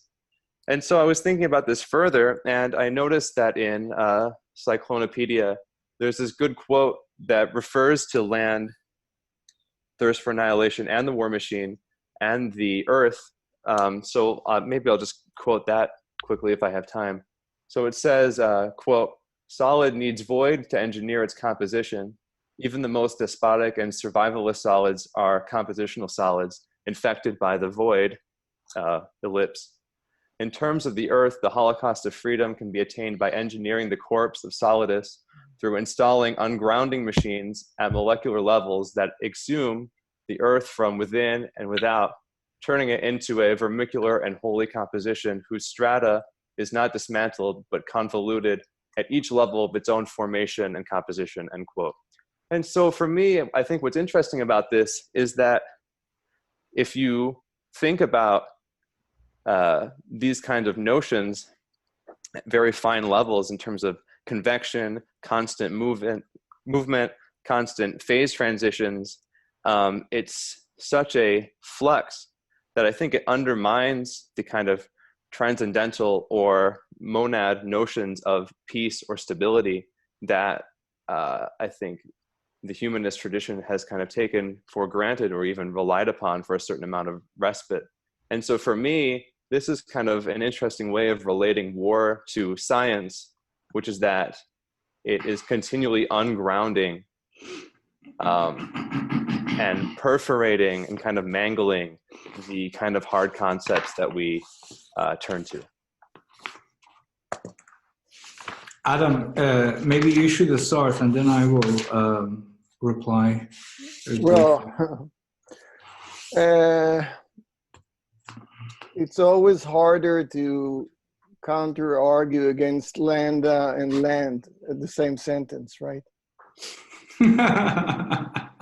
Because they already occupy a lot of land. But let me start from a kind of a peripheral so-called province of meaning. Okay. The problem that I have with Deleuzianism, as opposed to Deleuze and Guattari, and that's why Reza and I had the idea of like revamping this book, because it's not so much what they write as opposed to the way it was contextualized, kind of low budget, into other people's kind of purposing. And the problem with Deleuzianism, in the same way that I would apply to Bergsonianism as opposed to Bergson, and if you read Bergson, he's a much more kind of careful and precise thinker than he's made out of through the Bergsonianism of Deleuze, unfortunately. Yeah. But the problem that I can pick up like immediately is this notion of scientificism. Is this notion that there is a kind of a opaque, ontological, even in a sense, brutal world that we can rely on, and that's the world of applications and of scientific applications, and that in itself is exempted from any kind of thought or thinking or analyzing. So that's where your argument against the transcendental, for me, fails, because it's back to a kind of simply kind of a different version of Aristotelian materialism, but without the categories. Okay, so at least Aristotle gave us the categories, and more than that. But I think that even if you go back to the phenomenological critique of Hegel, and even later to Husserl in Crisis, you can actually find enough reason to believe not in humanism as a philosophical stand, but as a predicament, right? In other words, no matter how much effort you put into yourself, you're still going to be yourself, plus minus. You know what I'm saying? Sure. In terms of like Lucas, right? Yeah. So you're not going to morph into someone else, even if your screen is going to be switched with Marias or Rezas. And I think that's the weakness of the argument of both Landa and Land for me, is that Landa had this sort of very, at the same time, tactile, but very limited philosophically reading of Deleuze as an app, as a form of a philosophical app, not as a rethinking, you know? And you know, with all apps, the problem is not the app, the problem is the software that runs the app. And once the software is kind of obsolete, the app goes without saying, goes obsolete as well. Yeah, yeah, that's true. And then with Land, I'm less kind of a reader of Land. I only read bits and pieces in quotations, citations of paragraphs. But I think it does carry on this sort of expressionism of thought to the extreme, in my view, that plays ultimately against itself, because it doesn't leave thought itself to be an object of thinking. So if thought is purely somatic, so it's a misnomer to call it a thought. Maybe it's a burp. Right. Right. Breaking the wind. Yeah. So that's my response to the kind of the objection against the inevitability, the predicament that we have to still think in a human way, even though we want to surpass it. We still have to rely on our human apparati, if you want to call it, or agencies, even though they may be augmented or incorporating other agencies, but we still have to rely on them the same way that if you're a dancer and you are, or an actor or an artist, and you work with augmented technology, you still have to rely on your body or your skills to devise the piece or the event or whatever you call it, right? Do you see what I'm saying? Yeah. And that's the agency, and the agency is never totalized in a somatic sense, as a force, as a sheer force. Right, but the agency for De Landa, and this is brought up in ATP too, which is the idea of the artisan, and the idea of the role of the artisan is to continue to trace singularities and morphogenetic thresholds at which different kind of abstract machines open up. And I think the idea of, the ideas in De Landa and Land that I bring up, and I'm trying to refer this to the question of, why are we calling it the war machine, is that I think the idea of the artisan, if the artisan is truly willing to continue to go further and further and further at finer and finer scales, what they will find is an environment that's quite protean, quite kind of autonomously destructive, but destructive with respect to the more kind of holistic concepts that one would expect. For example, the notion of the sphere as a ball against the notion of this, convecting, convulsing, swarming, magma-filled, kind of continuously regenerating and degenerating planet. That's, for me, where this idea of war comes in, which is that there is much more motility and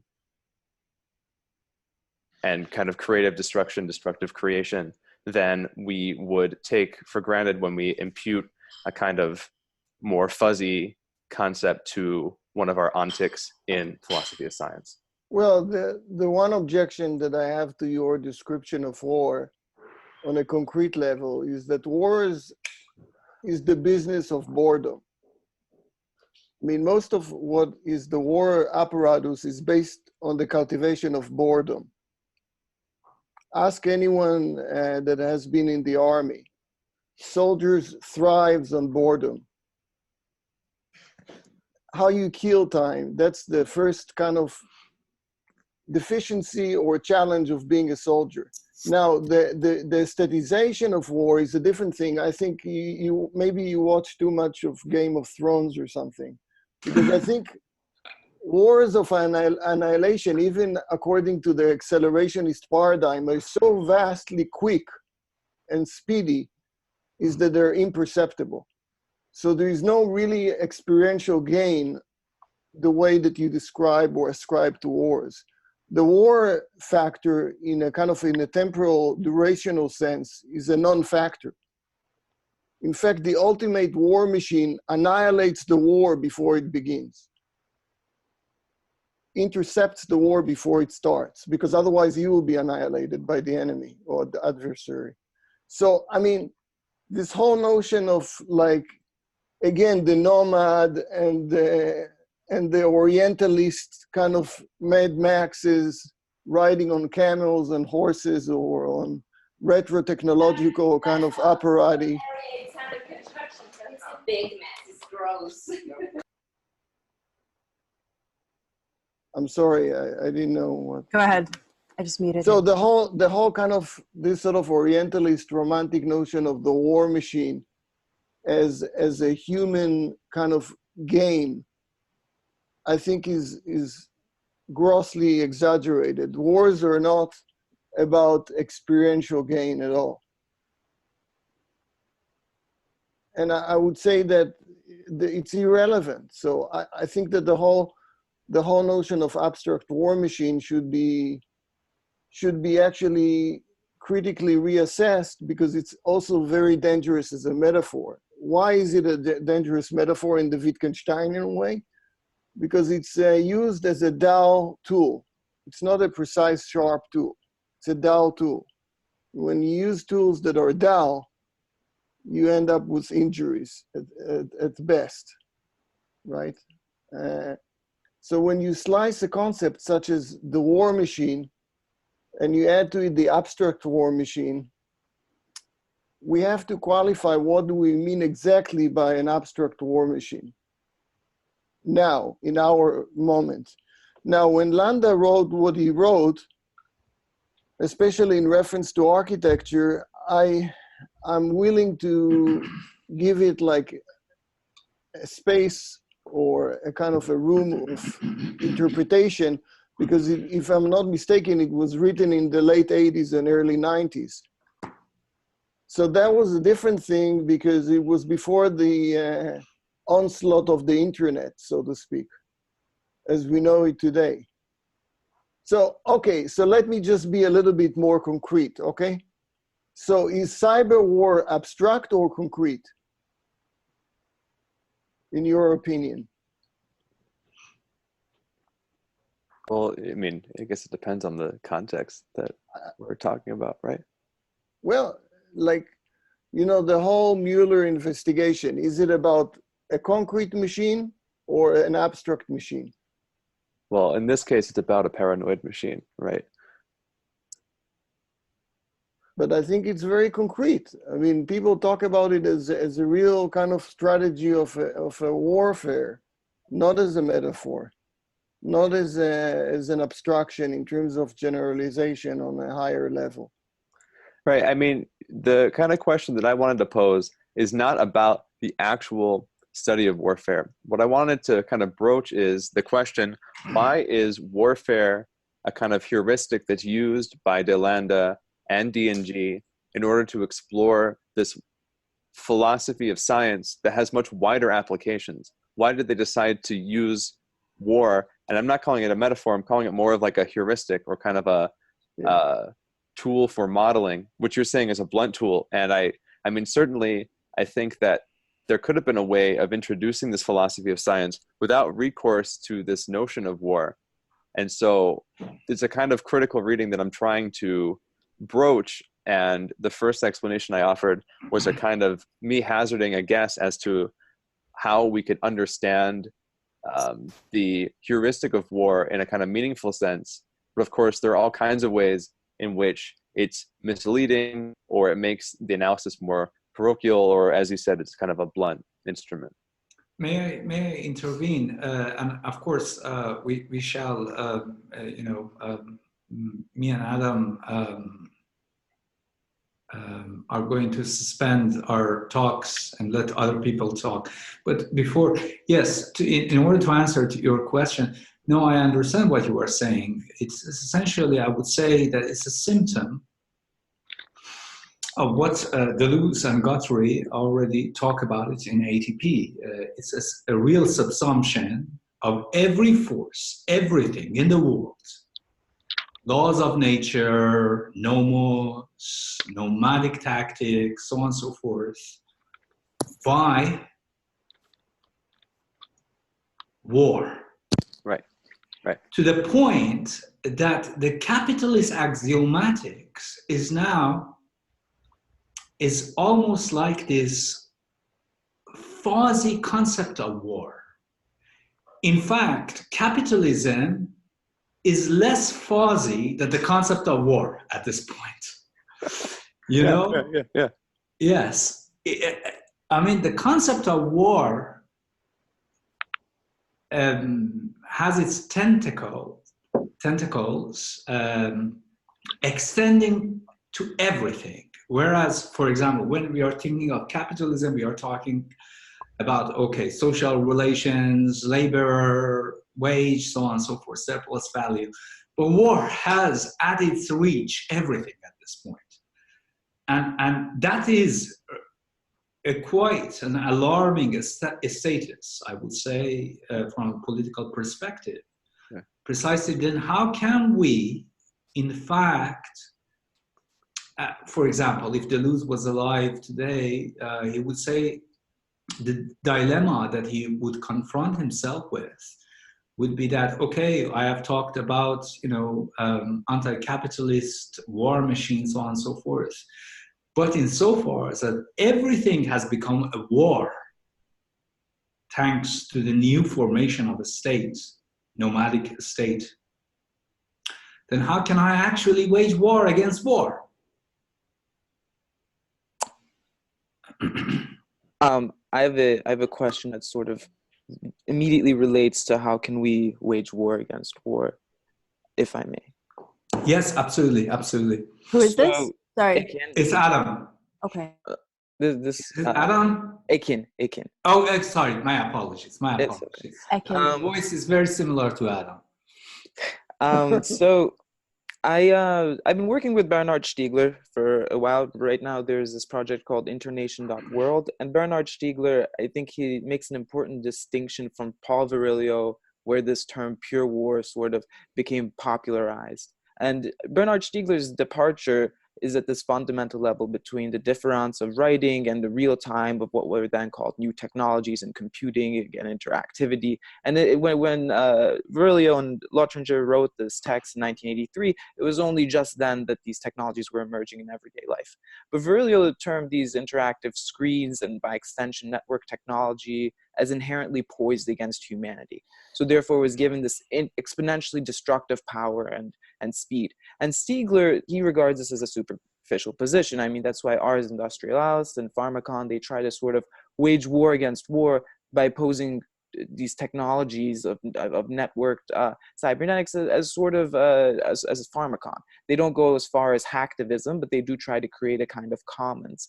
So I'm curious, about how you position, this total war, as Virilio termed it, but within the cybernetic moment. Malibu sort of looks to one end of neuroplasticity, and I think that there's people like Eugene Thacker and Mackenzie Wark who look at hacktivism.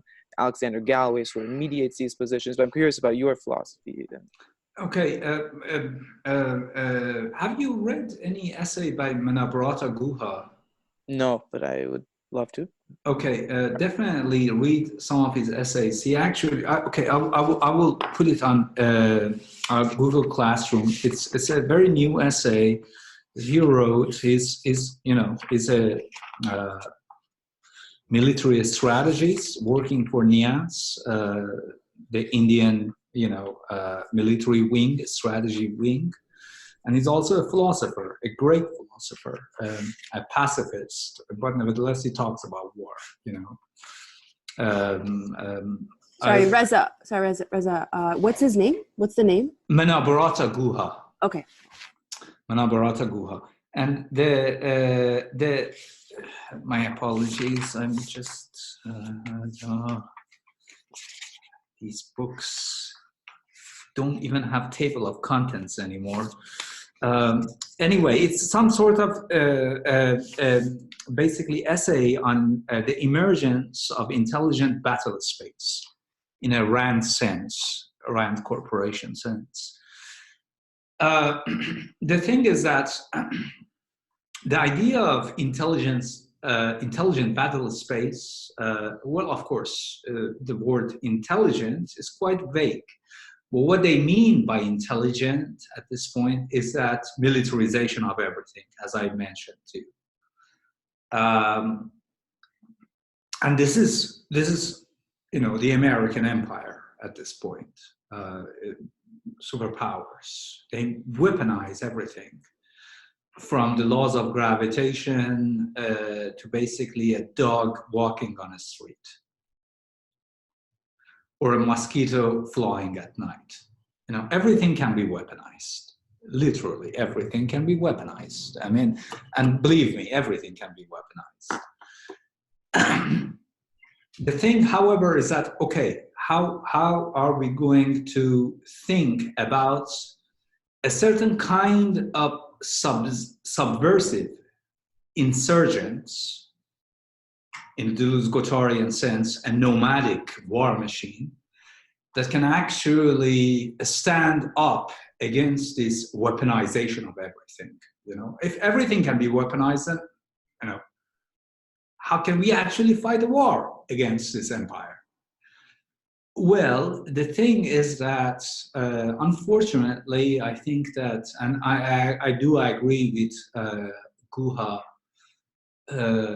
that this whole idea of asymmetry between, the so-called asymmetry between exteriority and interiority, outside and inside, should be abolished as a philosophical understanding of how a state works against the nomadic war machine, and they collaborate, so on and so forth.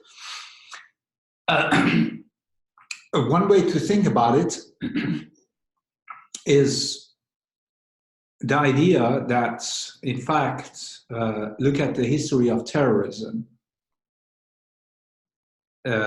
Not saying that you should practice it at home, but nevertheless, the whole point is that we are looking at new emergent forms of warfare. Forms of warfare which are not new in a contemporary sense, but they have always been there, and now they are being efficiently militarized. Look at Shia's practice of taqiyya, Islamic hyper-camouflage. You no longer want to, in fact, go to the outside in a Deleuzian sense of the nomadic war machine. You, in fact, want to be assimilated in the state war machine. The very presence of you, even if you don't do anything, counts as a countermeasure against the state war machine. It's a kind of what Guattari calls transpiercing entity, in the sense that it opens the cracks inside the state military war machine, cracks which were there, but otherwise could not be detected by a conventional military machine, no matter how adept it is at tactical and strategic means. So at this point, I would say the whole idea of war is shifting toward treacherous and double-dealing forms of warfare. I just wanted to add one thing to it. I'm not like trying to completely negate the Deleuze and Guattari notion of the war machine, but I don't think it's a prescriptive kind of way of doing it. Also on the grounds that we have to make a distinction, especially today, between the state war machines and militarization and weaponization of systems. So, for example, if you take the notion of like the terrorism, look what happened since 9/11. I mean, all basically transport or aviation became like militarized. The pharmaceutics, it's the same thing. I mean, all kinds of domains, in a sense, more in the Giorgio Agamben sense of like the bio and the sovereignty of the individual within a kind of a militarized techno society. So in the Deleuzian sense, the micro and the macro politics here is not just simply relegated to the state war machine. It's actually the way that we view militarization as legitimate on kind of multiple levels of the quotidian, of the new quotidian, right? Yes. So even your GPS or your iPhone is a weaponized device without you thinking about it. I have a question. Yeah. By that rationale, hasn't philosophy also been weaponized, and quite literally by the Israeli military in walking through walls? Absolutely. Could you elaborate? I think that there is a kind of almost inseparable connection today between high-tech startups and the war machine, but not in the Deleuzian sense, but in the new sense of like basically militarization of the quotidian, to the extent that everyone becomes part of it. Absolutely. Yamine, am I pronouncing your name correctly? It's Yamine. Sorry, I lost it. Sorry, it's Yamine. Yamine. Okay. Okay, here, a personal story. Well, you should wonder when Middle Eastern Studies Department in Naval Academy actually teaches cyclopedia. Isn't it true that the Israeli army was reading Deleuze and Guattari? Yes, and of course Americans are always ahead of their military game, and they are reading cyclopedia. That's great. Yeah, I never I heard this kind of rumor. I don't know if it's true or not, but if they read Deleuze and Guattari, they read the wrong chapters, so to speak. They read the wrong chapters. Absolutely, philosophy has always been appropriated. I mean, look at the the dawn of philosophy, where the majorities of the Greek tyrants are actually Platonists. That's right. May I pop in? Lucas Please. here. Yeah, actually, there's this one particular thing that always kind of interested me as kind of, in particular, I've been kind of getting back and back to this, that actually so many of Anglo-American readings, in particular of Foucault, who would have been perhaps at some point Deleuze and Guattari's ally, so to speak, like that basically, like they would almost turn into the exact opposite in a certain sense, that his whole biography was about like fighting certain forces of the state, of the kind of repressive apparatus, and at the same time kind of some of the readings, especially in the Anglo-American world, almost feel to me like as if they were making Foucault into some kind of apologist of some kind of cultural neoliberalism. And like here, I'm actually in particular thinking a lot about like the relationship between kind of thinking and writing, and in particular, like if we can't conceive of it as a certain strategy and kind of as something that perhaps if we could kind of open a little bit more, that there would be actually I think a certain different level of what's going on in the War Machine chapter in particular, where I would actually say that there is certain attempt by kind of severing thought from state kind of to actually kind of liberate a certain kind of, I would almost say that there is a kind of equation between like free thinking and desire and war, as in particular in Nietzsche it would be, and a kind of attempt by Deleuze to kind of pull this out, kind of to usurp it from all the kind of status quo forces that be, or something like that. But maybe like a question back at you, like how should we kind of or kind of both Adam and Reza, what is your take, not just on the kind of idea of war, but in particular on this kind of notion of the war machine, which kind of consists of two different words, war and machine. What's the war in it? What's the machine in it? And how do they relate each to themselves or to each to another? Right. Yeah, like perhaps like this could be a good place to kind of get some intelligibility into this. Yeah. Adam, please go on. Well, I mean, indirectly, your comment makes me think about the difference between Deleuze and Lyotard, specifically in relation to what Lyotard calls the postmodern condition as opposed to the postmodern position. Now, critical postmodernity is the reassessing of conditions of modernity perpetually. And it's an endless task, inexhaustible.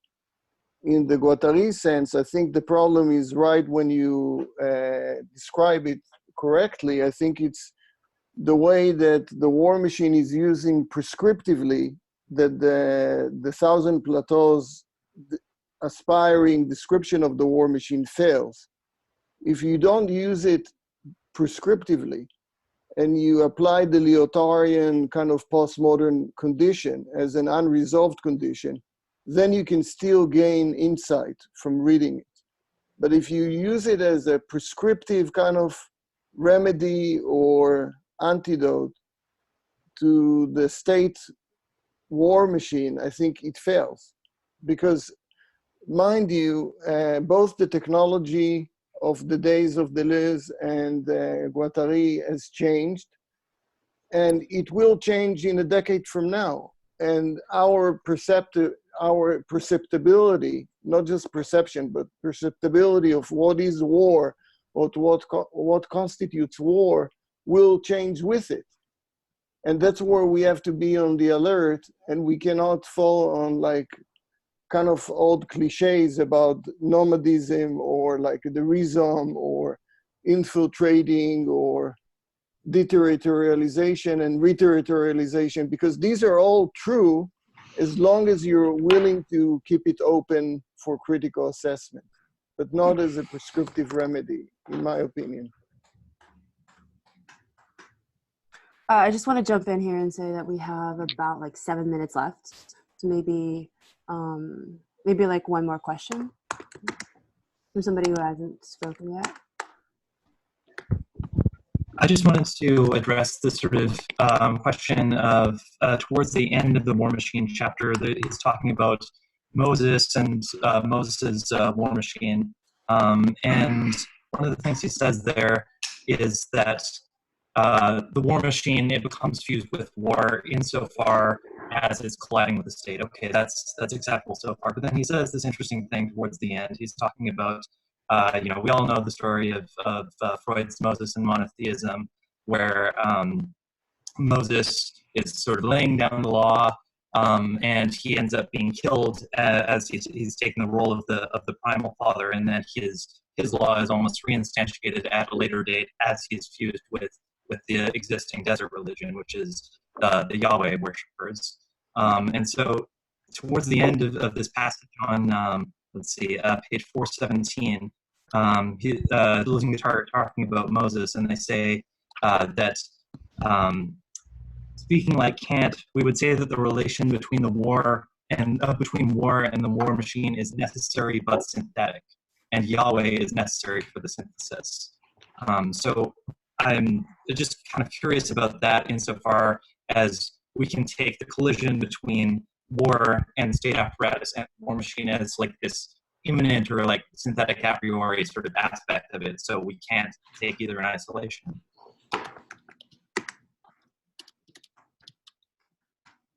Well, that's a very curious, if I may, Reza.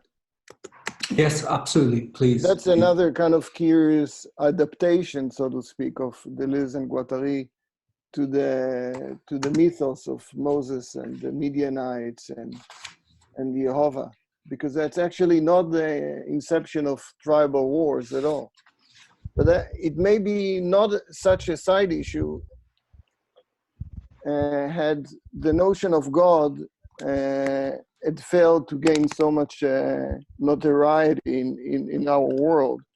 But it goes back to this notion that nomadic wars are based on tribal kind of conflicts.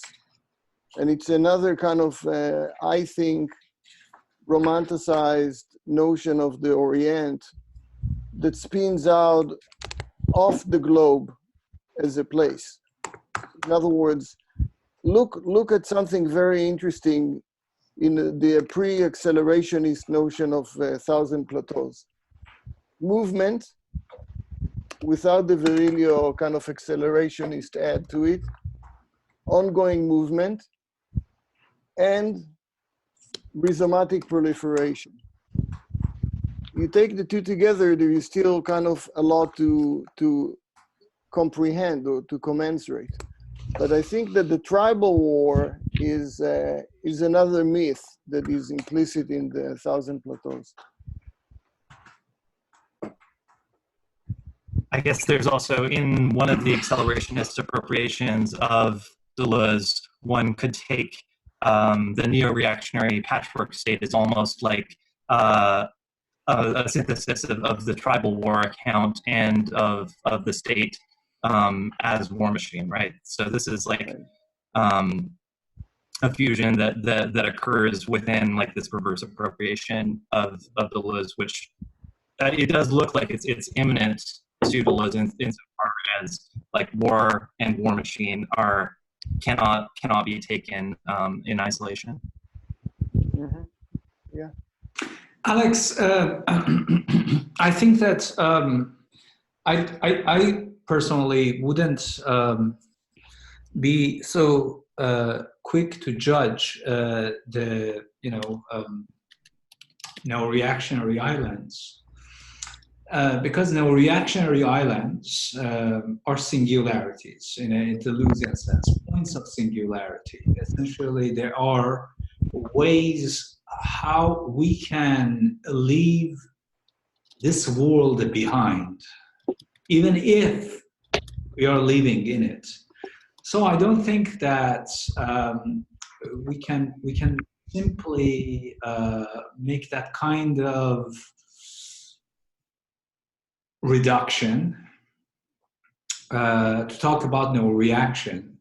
I think no reaction requires a whole full session, and we will talk about it. But I don't think that no reaction is simply this kind of assimilation, misguided assimilation, so on and so forth. No, that's actually a far more dangerous beast. Yeah.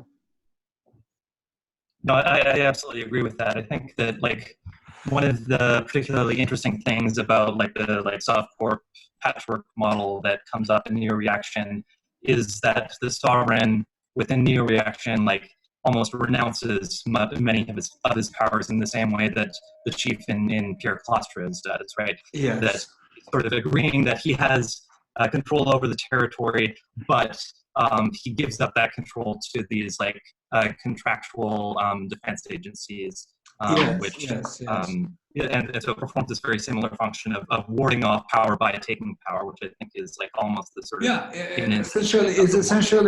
it's quite actually interesting that Deleuze doesn't know that much about mythology.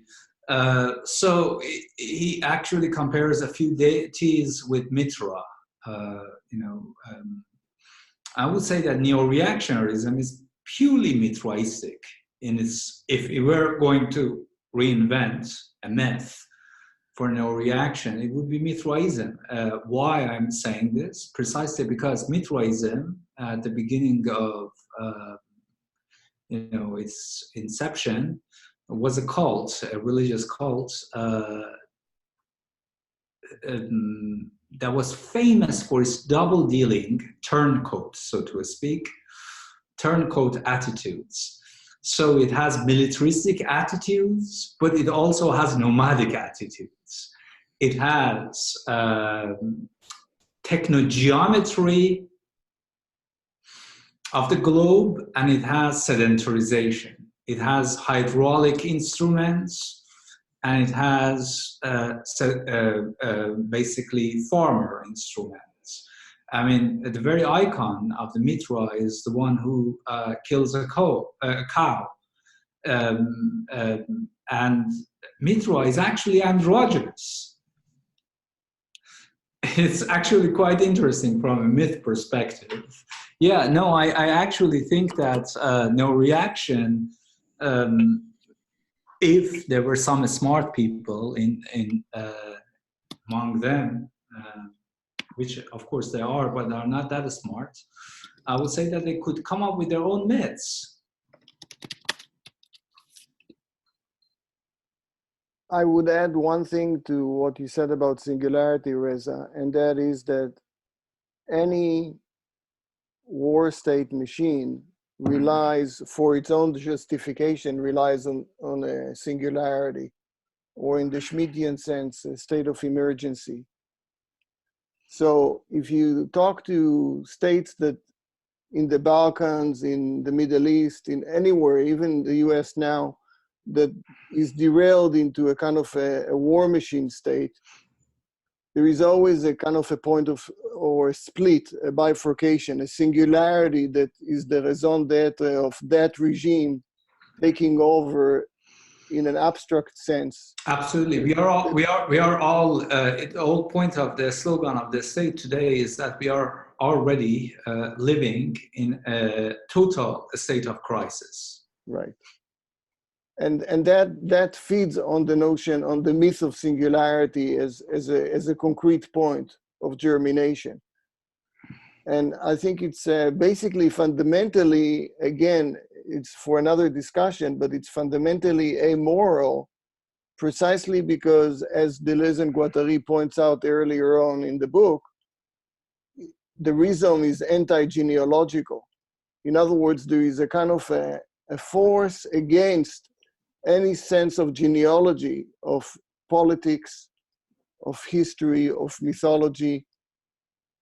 So it is a kind of a warfare against collectives, in a sense of a non-Western sense of collectives. And that's kind of interesting because it brings back the notion of what is singularity in politics, and if it really existed ever. If there was such a thing about a state that was singular, unless it was very close to its end, right? Yes, yeah, that's a good point. Unless it is close to its end, yes. Quick question, if we have time. Yeah, one last question, please, someone. So what are we then doing? If everything is militarized, how do we imagine the outside? And yeah. Well, it's not that everything is militarized passively. It's that we, first of all, have the choice not to refrain from being militarized. Right now, we're at a kind of at a point of emergence because of the technologies that we seem to have overlooked the possibility of choice. And in fact, choice and decision are not the same thing. So decisions are kind of off the table. And the choice is to have an iPhone or not to have an iPhone. The iPhone has apps that spy on you or spy on other people. And you may or may not be reluctant to not purchase them, right? Do you see what I'm saying? So I think that what your question brings out is an important aspect of the consciousness that we have towards the new strategies of war.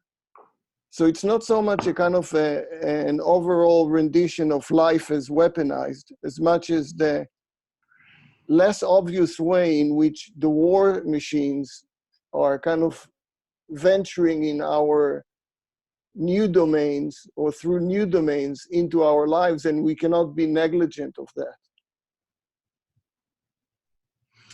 Yes, in order to complement Adam,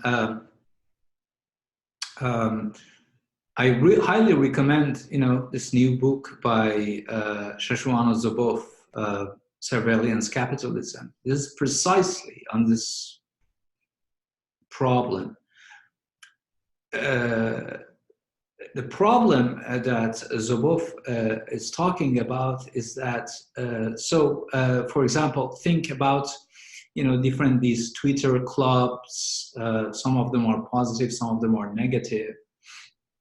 But she actually sees something far more sinister behind all of these Twitter accounts, which have been installed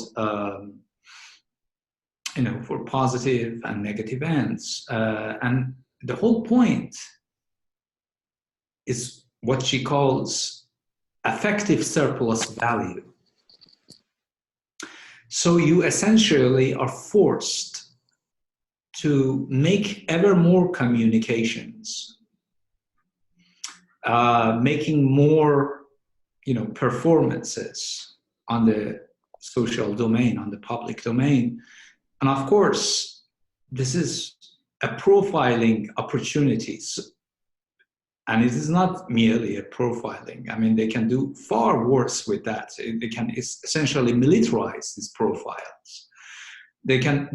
So you are essentially basically put into this vicious circle of affect without actually knowing how I can actually make something that wouldn't be subsumed by this order. That's quite, I would say, a problem at this point. We think that, merely having sympathies, empathies, affects with other communities online create a certain kind of safe zone for us from the threats of the state war machine or the state militarization. But unfortunately, I don't think that is true. No, I think that these are in fact symptoms of a state militarization, which are quite subtle at this point. Yeah, the one upside to it, though, Yamina, to your question, is that it's a little bit like the videography in the Amazons.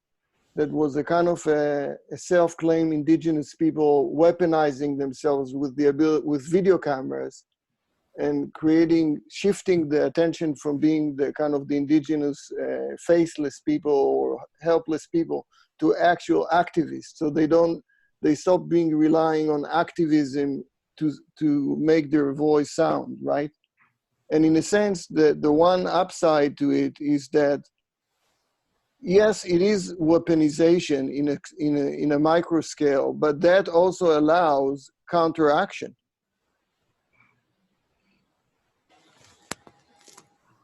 Yes. If you're thinking about the guys who were protecting zones The of rainforest, yeah. Forests in Brazil, they're also weaponized. They're both using cameras and guns. Well, but the point, yeah, but I'm saying that even without getting into the gun business, even like cyber weapons are a powerful kind of vehicle of counteraction or activism.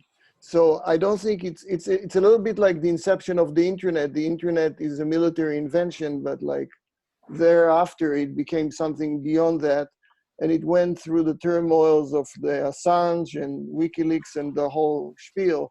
But if you look, the story is still unfolding. It's not done yet.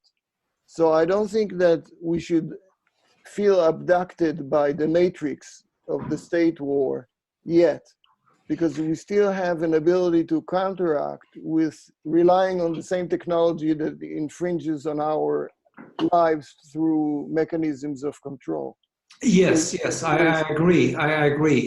But however, I think that this is where I think that the old slogan of a balance between paranoia and schizophrenia should come in the sense that we should, in fact, be paranoid of every motif, every movement that we make, and we think that they are egalitarian. We should be suspicious of them, but this suspicion should actually motivate us to create countermeasures. And that's the new way of warfare.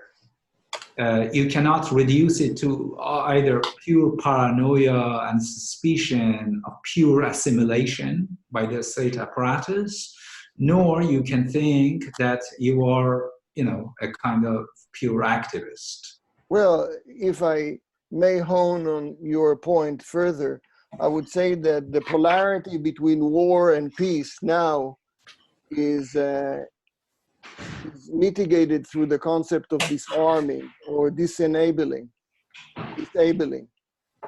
So actually disabling or disarming is a powerful weapon in our world today more than ever, precisely through even what a hacker may do, or a group of people, or even a large segment within a society that is deviant to the common rule, so to speak. Yes, yes. And there is actually another strategy. For example, look at Hezbollah in Lebanon, fighting the war with, Israel, IDF. I mean, to use a Deleuze-Guattarian metaphor, they never actually use high-tech weaponry, even though they do have high-tech weaponry. They actually use Katyusha, low trajectory. They always use basically low-grade technologies. When it comes to fighting a high technological empire, you can in fact use bows and arrows, so to speak, but in a strategic sense, in a tactical sense. Should we leave it at that? Anything else? Yes. Yeah. Oh, there's one more thing. So, I don't know, before we go on, I think we talked about with Mo a way to get people to participate by presentations. How do you feel about that, and should we assign someone? You assign someone. I'm washing my hands from this sin. Well, somebody could self-assign. It would be nice if we have two presenters for next week, so me and Reza can be also interacting with the presentations with all of you. I think James really badly wants to present something next week. Are you sure? I think so. And Ekin? Well, what would be the topic of the presentation? Whatever you want around that chapter on the war machines. Oh yeah, another thing I was going to mention is, so in the syllabus it says that we're gonna, based on where the conversation takes us, we decide what chapter to read next. Yeah, I think we're doing the war machine, right? Oh. By the way, one thing, Adam, and let's make a vote. Do you think that obviously the material is huge? We are dealing with like a chapter which is almost 80 pages. Okay, so do you think that we should, for example, for some chapters, we should assign like one or more sessions? Or should we just basically glide over all the chapters? I would actually, for next week, I would go chronologically to one or several wolves. It's the second chapter on neurosis and psychosis and the theory of multiplicities on the notion of the past. Okay. But let's reserve the right that any person who wants to ask questions from other chapters can ask the questions. Yeah. Yes. Okay. That's a good. So this is one other chapters that we have gone through, so that it doesn't become too chaotic. Like from the ones we have gone through, so that actually it's not too much of a chaotic jumping. But yeah, I agree. I think what we should do, if it's okay with you, Reza, not to create like a complete disorientation. I would start with the second chapter and the third chapter for the next 2 weeks, and then we'll take it from there based on the preferences of. Sure. I'm totally for it. So, do we have two people that are willing to? James is going to James, make a presentation. If there's to be a second person, it looks like Ekin is also interested. Yes. Okay. That's great. And this is on chapter 2 now. Chapter 2 and 3. Okay. And 3. Yeah. Okay. Oh my goodness. Next week, 2 chapters. Well, I mean, we kind of keep the compromise that it's not just one. Yeah. It's 2, but at least we minimize the amount of selection, so it won't be overwhelming. Like to do like a review of something from the ninth chapter. Yes, plus you cannot complain. Sometimes when you go to a first grade restaurant, they bring the appetizer and the main course together. You have to eat it at the same time. Sure. Should we break it up as in I do one chapter and Adam the other, or we both cover both chapters from different perspectives? You can do whatever you want. Okay. I mean, it reminds me of... we can coordinate. Yeah. We'll okay. Yeah. I thought it was an okay first chapter. I mean, to be honest with you, both me and Adam are in the unknown territories. I've never actually made a collaborated teaching. Online. Be dragons. Please. Here be dragons.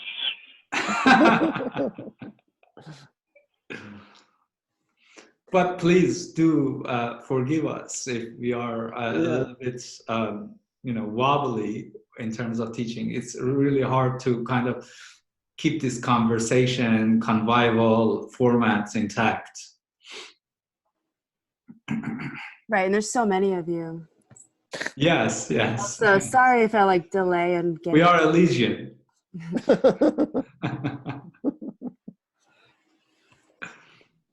All right, I think that'll be all. Thanks everyone for coming.